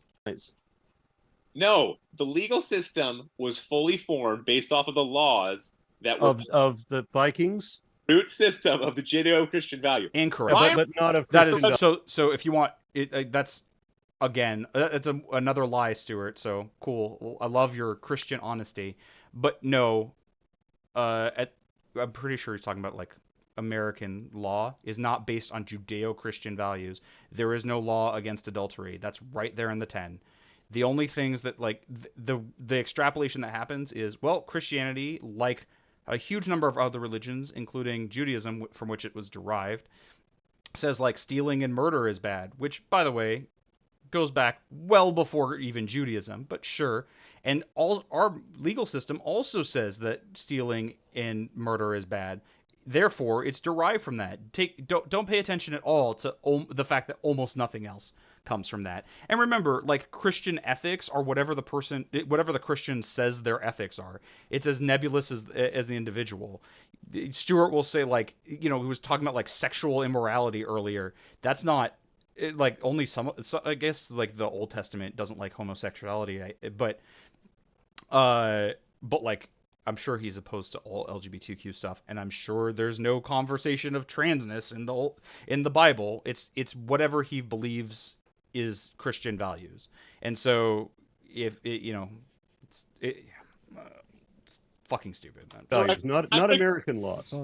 He's going wild right now. Yeah, let's stay on the resurrection. Keep lying, based on dude. Like Judeo-Christian anything. This is key. This is the latest resurrection evidence. Tacitus talked about the third day as a day of worship that the Christians changed. Oh, and by the way, I am willing to change my tone as far as Stuart being wrong as opposed to Stuart lying at the moment when he claims that honesty is a Christian value. If that's the stance you're going to take, then I'm going to hold you to account. Now, you are not merely mistaken or wrong in these obviously false assertions. You are lying because it's not true, and you should know it's not true. And you're supposed to be the paragon of honesty, remember? Then he talked about how the movement stopped and then broke out again in Judea before spreading to Rome. How accurate? He was talking posthumously about a cult, not the guy himself. Yeah, these are non-Christian sources. Belief doesn't mean anything. Right, talking posthumously about a cult, not the man, not contemporary historians. People. Yeah, what Stuart is basically saying is a historian was writing about the spread of this religious belief. Therefore, and how it was growing. Therefore, the thing they believed must be true. Which, of course, he doesn't hold to anything else. But of course, he doesn't he doesn't know how to think. He wouldn't, like, if you brought him to, if you said, like, okay, well, some historian wrote about the spread of Islam, and he wasn't a Muslim. Like, does that mean that the truth claims of Islam are true? He wouldn't be able to reconcile it. He wouldn't be able to juxtapose that with his own belief and understand the problem. Later, talking about the cult, not the guy. And it wouldn't matter if they were talking about the guy, because we're not talking about Jesus. We're talking about Christianity. Why does it matter, though? Why does it matter? So the facts don't matter. The theology doesn't matter. All right, you tell me what matters. Why in the world would that matter if they are enemies? They do not want Christianity to exist. If they are backing up the full narrative, even if it is 50 to 100 years later. They're writing what the narrative doesn't matter. is. They don't necessarily. They're saying this is the history that's been passed down, and we're going to write it. Writing down that people have said a thing doesn't mean that the thing that those people said is true. In our history books. Why does it matter whether Christianity exists? So you're saying that they were duped by the Christians then? No. Well, they might not have been believers. I asked, why does you made an assumption, yet another of many baseless and false assumptions that you have made. You made the assumption that I'm thinking that somebody And notice like what his evidence is supposed to be. Some historian wrote later that Christians said a thing that said a thing happened. That's his evidence for the thing happening. To say that Christianity doesn't exist, why would they need Christianity not to exist? What does it matter? I'm not following. I didn't follow you. Right, I'm not following either, because nothing you're saying about atheism is true. Nothing you're saying about my position is true. No. I'm just a loss of all the nonsense you're throwing out. Out of the resurrection topic right now, and you're pulling a quick one, and it's smart because it's getting. I'm not pulling a quick one. No, he's I'm genuinely confused by the bullshit you're slinging. It's not I your really don't know where you're coming from. Nervous, and I get it. We don't have souls, and that's a big problem for the current version of Aron Christianity. does this too, and I don't like that he does it. I think it's a bad thing. Like a negative aspect to how he approaches debate is to just start on a completely unrelated rant about how terrible religion is, which is sometimes appropriate. And previously, when he's done this in this debate, I'm just like, okay, sure, whatever. But they should be talking about the resurrection here. You should bring it back. You shouldn't be ranting about the non-existence of a soul. It's completely irrelevant. Maybe he'll bring it to I know I stopped him within the first sentence, so maybe he'll bring it to the non-existence of a soul makes resurrection impossible or something like that. But if he was going to do something like this, which is fine to do, he should say that you haven't demonstrated evidence of a resurrection. Someone saying a lot of people believing it doesn't make it true, so on and so on. Christianity. Now the original version of Christianity, where we're all supposed to be walking undead some way, maybe. But now we know we don't have souls, so that's a problem. That's something because that means that the concept of God having taking our souls away and leaving our bodies behind, that's just factually void. That's not really germane. Which version of Christianity are you arguing for? I'm arguing for the resurrection right now. I'm not talking about any denomination. That's why it was or souls. I'm not talking about denominations either. I'm talking about during Jesus's time when he said you wouldn't die. You would just continue living. And when they were talking about the undead souls of the saints would be like getting up and walking around, right? There's that version, or there's the modern reinterpretation where we have these invisible spirit pieces in us that look like us, but are a spiritual component of us that gets out and then drives another vehicle or goes away somewhere. Right? Is that what you're arguing for? Do we have an invisible soul in us, according to you? No, that's a good question, because I want to get why you're so certain there is not a soul in a second. Let me answer first. I don't see why it's relevant. What does it profit a man if he gains the whole world yet forfeits his soul? I'm writing a book on this topic. Okay. First book. We'll see how it goes. But what soul means there, contextually, is the soul is the physical, it's the social, the relational, it's the emotional. Okay, so you don't believe in a supernatural soul. Soul is the whole person. So you don't believe in a supernatural resurrection? We're not going to be floating souls. We're going to be physical, relational bodies. So I'm looking for a yes or a no. I'm glad you don't believe in a supernatural amount soul. Of his belief. No, I just gave you my answer. It's undeterminable as a yes or no. Do you believe that when the body dies, that there's this transparent, maybe crystal blue version of you that goes walking along in a misty form? Where that floats up? I guess what Aron is trying to ask is even if you say the soul is the totality of a person, then when your body dies, does your soul also die? Stuart would probably say no to that. So it is to some extent not just the all of you. It is some supernatural thing. So you still have to reckon with that, right? You're still talking about it in the same way, unless you think the soul dies with the body, in which case there isn't a posthumous life, in which case how the hell are you a Christian? I don't know. Without feet, whatever. Do you believe in a supernatural component, a spiritual aspect that animates life? Do you believe that when Darth Vader cuts your body down, that Luke will be able to talk to the phosphorescent blue sparkling you later? Well, you put it so beautifully. You're kind of making it an attractive idea for me. So maybe, but yes, I believe that there is all of in our language is Aron Ra, myself, Stuart, yourself, our experience, not connected to our bodies in the sense of when we're talking about our personal selves, selfhood. I think that could be connected to this little blue guy who's going to be floating away. Okay. Perhaps when we die. Like, this is kind of at odds with the thing he was saying about, like, the soul includes the physical, because if it includes the physical, when your body dies, part of your soul must therefore die, right? If it can be, but if the soul is completely separate from the body, it can leave the body once the body dies. Then, like, no, it's not connected, right? It is all supernatural, and so, like, yeah, I don't know. All right. But this is perhaps it's connected I don't to know why near-death we're talking about experiences. this. Which Okay, I so you know. do believe in this spiritual thing that supposedly exists in or integrated he basically with, has to. we're interfused with our body, that when our physical body dies, there's some spirit, like what Yoda said, we are luminous beings, not this crude matter. I don't remember you saying that. Yeah, I think it makes a lot more sense. The way you put it, it doesn't make much sense. I agree. But the way I would put it, I think it makes total sense when it comes into. Okay, well then. And notice he's writing a book about what the soul is, and he literally, according to him, just like changed his view on what a soul is. These aren't concrete beliefs. He doesn't believe this thing because he was driven to the because he thinks it's most likely. He believes it because there's some other belief that necessitates that he believes these other things, and he will adjust those as much as necessary to hold on to the thing he actually believes. The one thing he actually believes is that Christianity is true in some nebulous form.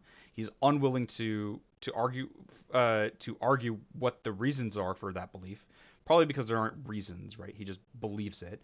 And he will adjust his view of the world, his view of the Bible, what he thinks is real, reshape reality around him in order to hold to that belief. This is why he also this is why he can so easily reinterpret what he thinks a soul is. He can reinterpret what words in the Bible means, because they need to change in order for his belief to hold, and that's what matters to him. Make your attempt to make that make sense, because I've talked to some leading philosophers and they don't think it makes sense at all.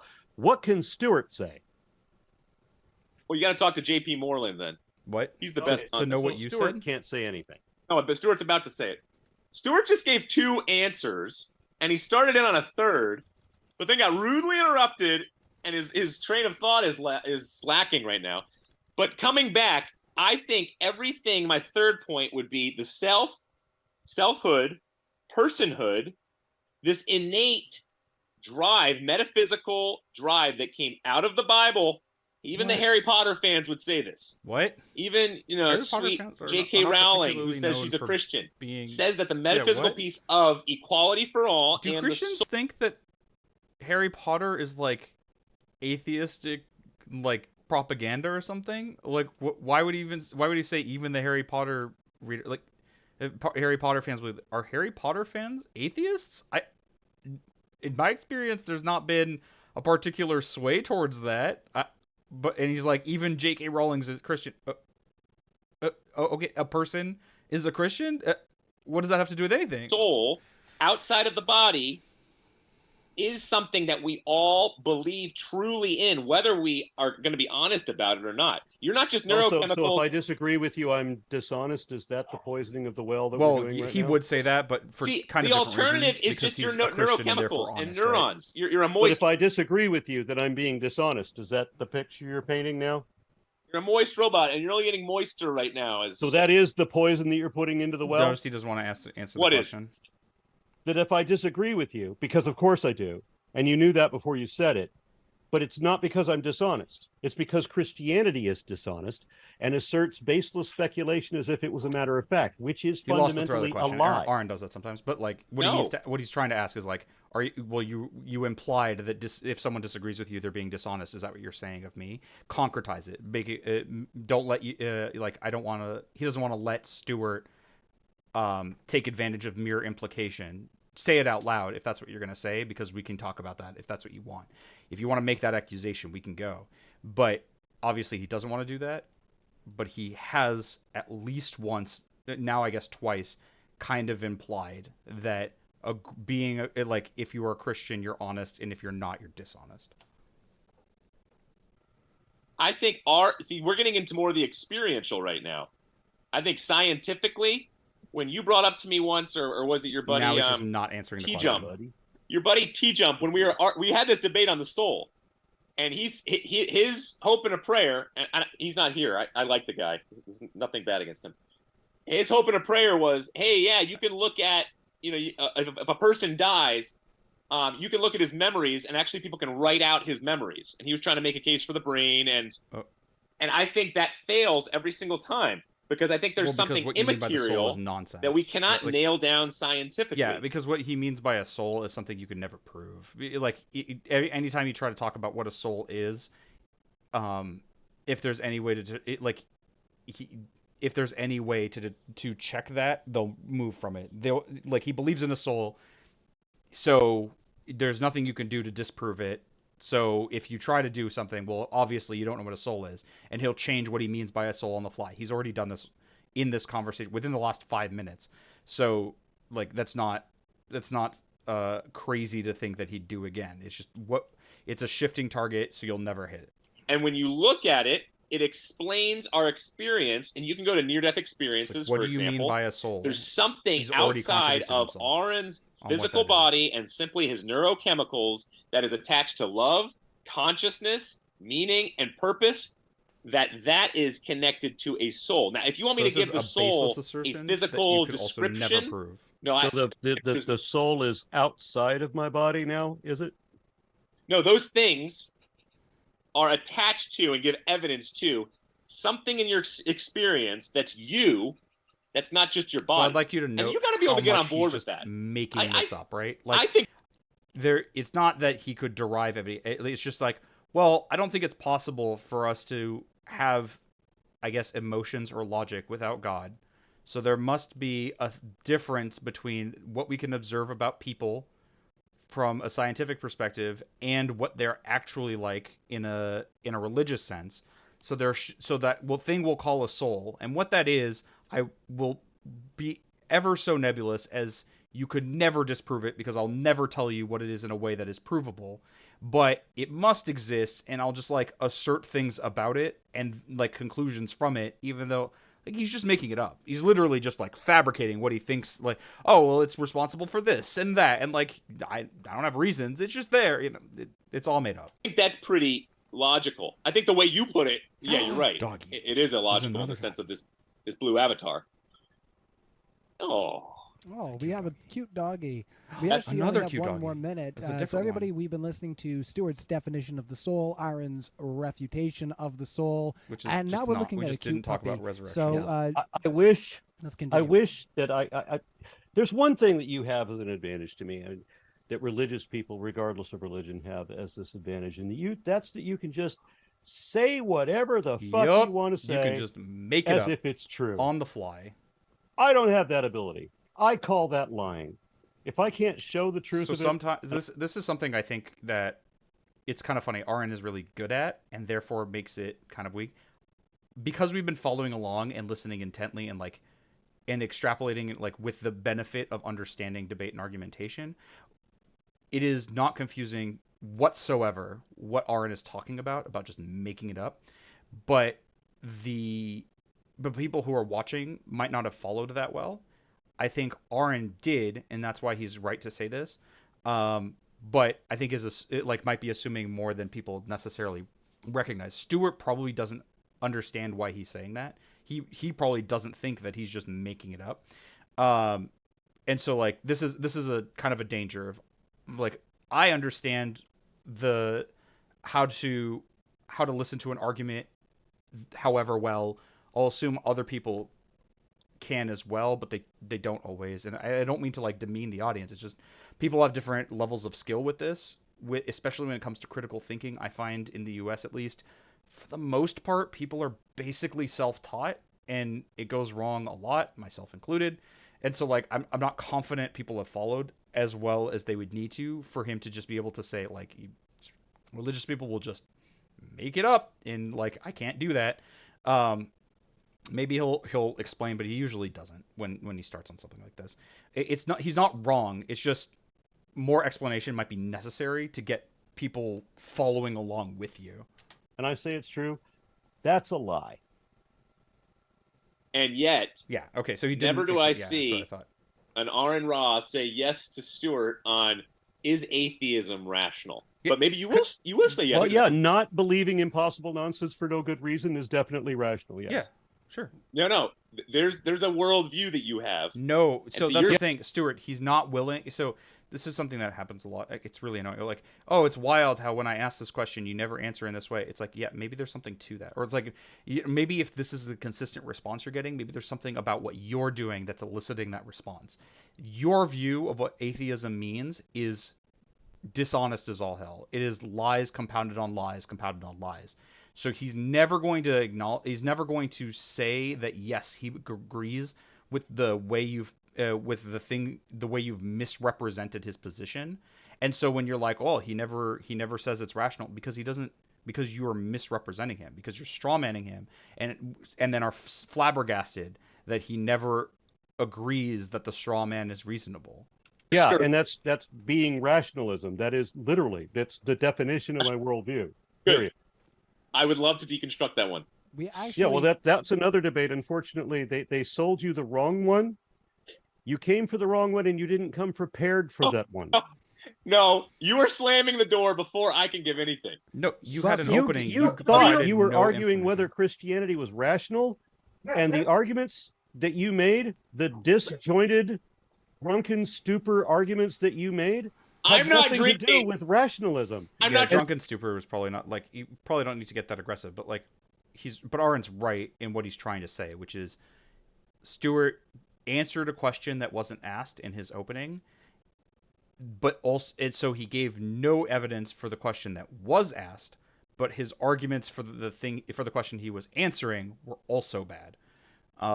At no point did Stuart make any effort to demonstrate the truth of Christianity beyond like very weak, oh, they got a thing right about botany and someone said that the Christianity was expanding. Like it never in the form of like, we know this happened because this. We're drinking right now. We, sir. I was gonna say no as a correction, right? I'm sorry, gents. So I was trying to cut in there. This might be a good time to go into as good a time as any. Though I think what was happening there was more or less closing statements from them, which would be nice, especially it's just like a little bit of a wrap up. As much as closing statements can be a problem, right? Because it gives the person who's lying about stuff the opportunity to just like lie on to lie and misrepresent things uncontested. There's also some value from the position of just like wrapping up what happened here, which Aron was basically trying to do, and I'm glad he did. It's probably better if you can just get that in there without the formal closing statement. But as he said, like Stuart tried to answer a question, the wrong question, didn't actually do that well, and provided almost no argumentation for the position they were trying to establish. He basically was just lying about things in Christianity and the world that are tangentially related to Christianity, but not demonstrative of its truthfulness or like the truth claims. A few questions coming in. They weren't even like aiming at truth claims in Christianity for the most part. Hopefully everybody's been enjoying this, and definitely hit that like button. We were just ending off our discussion about is Christianity true, with some notions of our thoughts about the soul. So we're going to kick it into Q&A. Okay. We can cut off. We don't need to deal with the Q&A stuff. I think I've been clear about that before. It's just not that valuable from a debate perspective. So yeah, it was interesting in its own way. I'm glad those of you got a value out of it that did. It's just kind of one of those, like, I just don't think very much of Stuart's intelligence. I just don't, from everything I've seen of him, and you saw, I think I've made it clear from what we've seen here why I think that, but it gets, once you see it, once you start looking for it, watching debates where he's with his dad, I'm pretty sure it's his dad, make it even more clear that he just doesn't really think for himself. He just parrots the really bad arguments he's heard from the people around him and the like the group that he's grown up in and like in is around. Like he just listens to Christians make bad arguments and internalizes them and thinks they're good arguments even though they're terrible. He's dishonest constantly. He doesn't understand how to deal with an argument. He runs from any instance where it's demonstrated that he's just wrong. Like it was wild the amount to which he did that, where it was like he says a thing, Aron takes issue with it. They go back and forth. Aron like makes it unambiguously clear how right he is, and then Stuart's literal next sentence will be completely different, just a completely different argument than what we were just talking about, unrelated in its entirety. And you're just like, are we done with that now? You're just moving on because he's just running from it. He can't do anything else. I don't think it's intentional. I don't think I just don't think he's smart enough for this to be intentional. I think he thinks these are good arguments and is doing his best, but it's hot dog shit. It's just terrible. And so there wasn't really much of a winner here because Stuart didn't even really show up to argue the thing in question. Aron, pretty good showing for the most part. Some of the issues I have with Aron's debate style came up, but for the most part, he knows what's up. It was kind of telling to me at the end how much that one thing I was mentioning about like he was responding as though people heard from Stuart the same thing he did, and he was right that yeah, Stuart is just making stuff up, and it, like was trusting that the audience was following with that as well. The reason why I find that why I find that important is it demonstrates that Aron is really good at listening to arguments, because characterizing it in that way makes it clear of like he's understood what's happening on a level that I think most people miss, at the level that I think people like I try to get to, and like not just the words that are being said, but why and what it's doing. The only issue was that I'm not confident the audience followed well enough to agree. But it is one of those like, well, it's a good sign for his quality as a debater because listening is a huge deal. And I guess that's probably the big takeaway from this debate in particular, is the importance of knowing how to listen to an argument. Not just the words they say, but what it's doing, what point they could be trying to make, what could be true even if they're wrong. Like when Stuart was talking about Bart Ehrman and what he believed, like Ehrman could have said something that like approximate this maybe, and like you can, and there's a lot of you can discern from what someone says that isn't the words they say. Like sometimes, like when he was talking about worship, how he was understanding that he's using that word very differently than how most people do. That's something that's important to be able to pick up on and to listen for. It's really difficult to do this well. I don't think that I'm by any means perfect at it. It's one of those things you always have to get better at. And I think that's the big takeaway of like seeing that in practice, was just how much you have to really listen and figure out what is underneath your opponent's words in order to debate well, to respond not just to what they said, but what they're trying to say, what they're assuming before they said it, what they're implying, so on and so forth. And I think it was really interesting for that, even though we didn't really talk about the subject. But that's fine. It can be interesting in its own way, despite that. As I mentioned at the beginning of the stream, but I'll say it again here, just in case people have forgotten. Very unlikely that I'll stream tomorrow. I have something really important that's going to be coming up a little before stream. It might last into it, and even if it doesn't, I'm probably not going to want to stream. It'll be unlikely that I'll even be at my computer, like ready to go at stream time. And even if I am probably just going to not for a bunch, because I have other stuff to do, and I'll want the space. So not going to stream today. We'll be back on Wednesday, or sorry, tomorrow. We'll be back on Wednesday. I'm going to try to get these are the questions going for Thursday. I know we missed last week, and I would want to do it every other week. But if we do it this week and then 2 weeks from now, that actually works out kind of well, because then we'll skip Thanksgiving week where I will be out of town. So that's the plan. I'll update you in my Discord as appropriate. Speaking of, if you're watching this on YouTube, or if you're here on Kick and you're watching it for the first time, or whatever else, links to everything in the channel description, video description. There's, I stream live on Kick, though that might change. We'll see. Upload most of my VODs to YouTube. Not all, the ones that seem important. I'm not gonna if I'm just playing some games or whatever, it's not super important. I'm not gonna put that up. But yeah, upload a lot of stuff to YouTube. I have a Discord channel. If you're interested in Magic, which we do content for every week, so when we come back on Wednesday, it will be Magic content. A link to my Moxfield is on, my decks that are up on Moxfield is there. All that good stuff. So like, comment, subscribe, share, all the yay engagement stuff.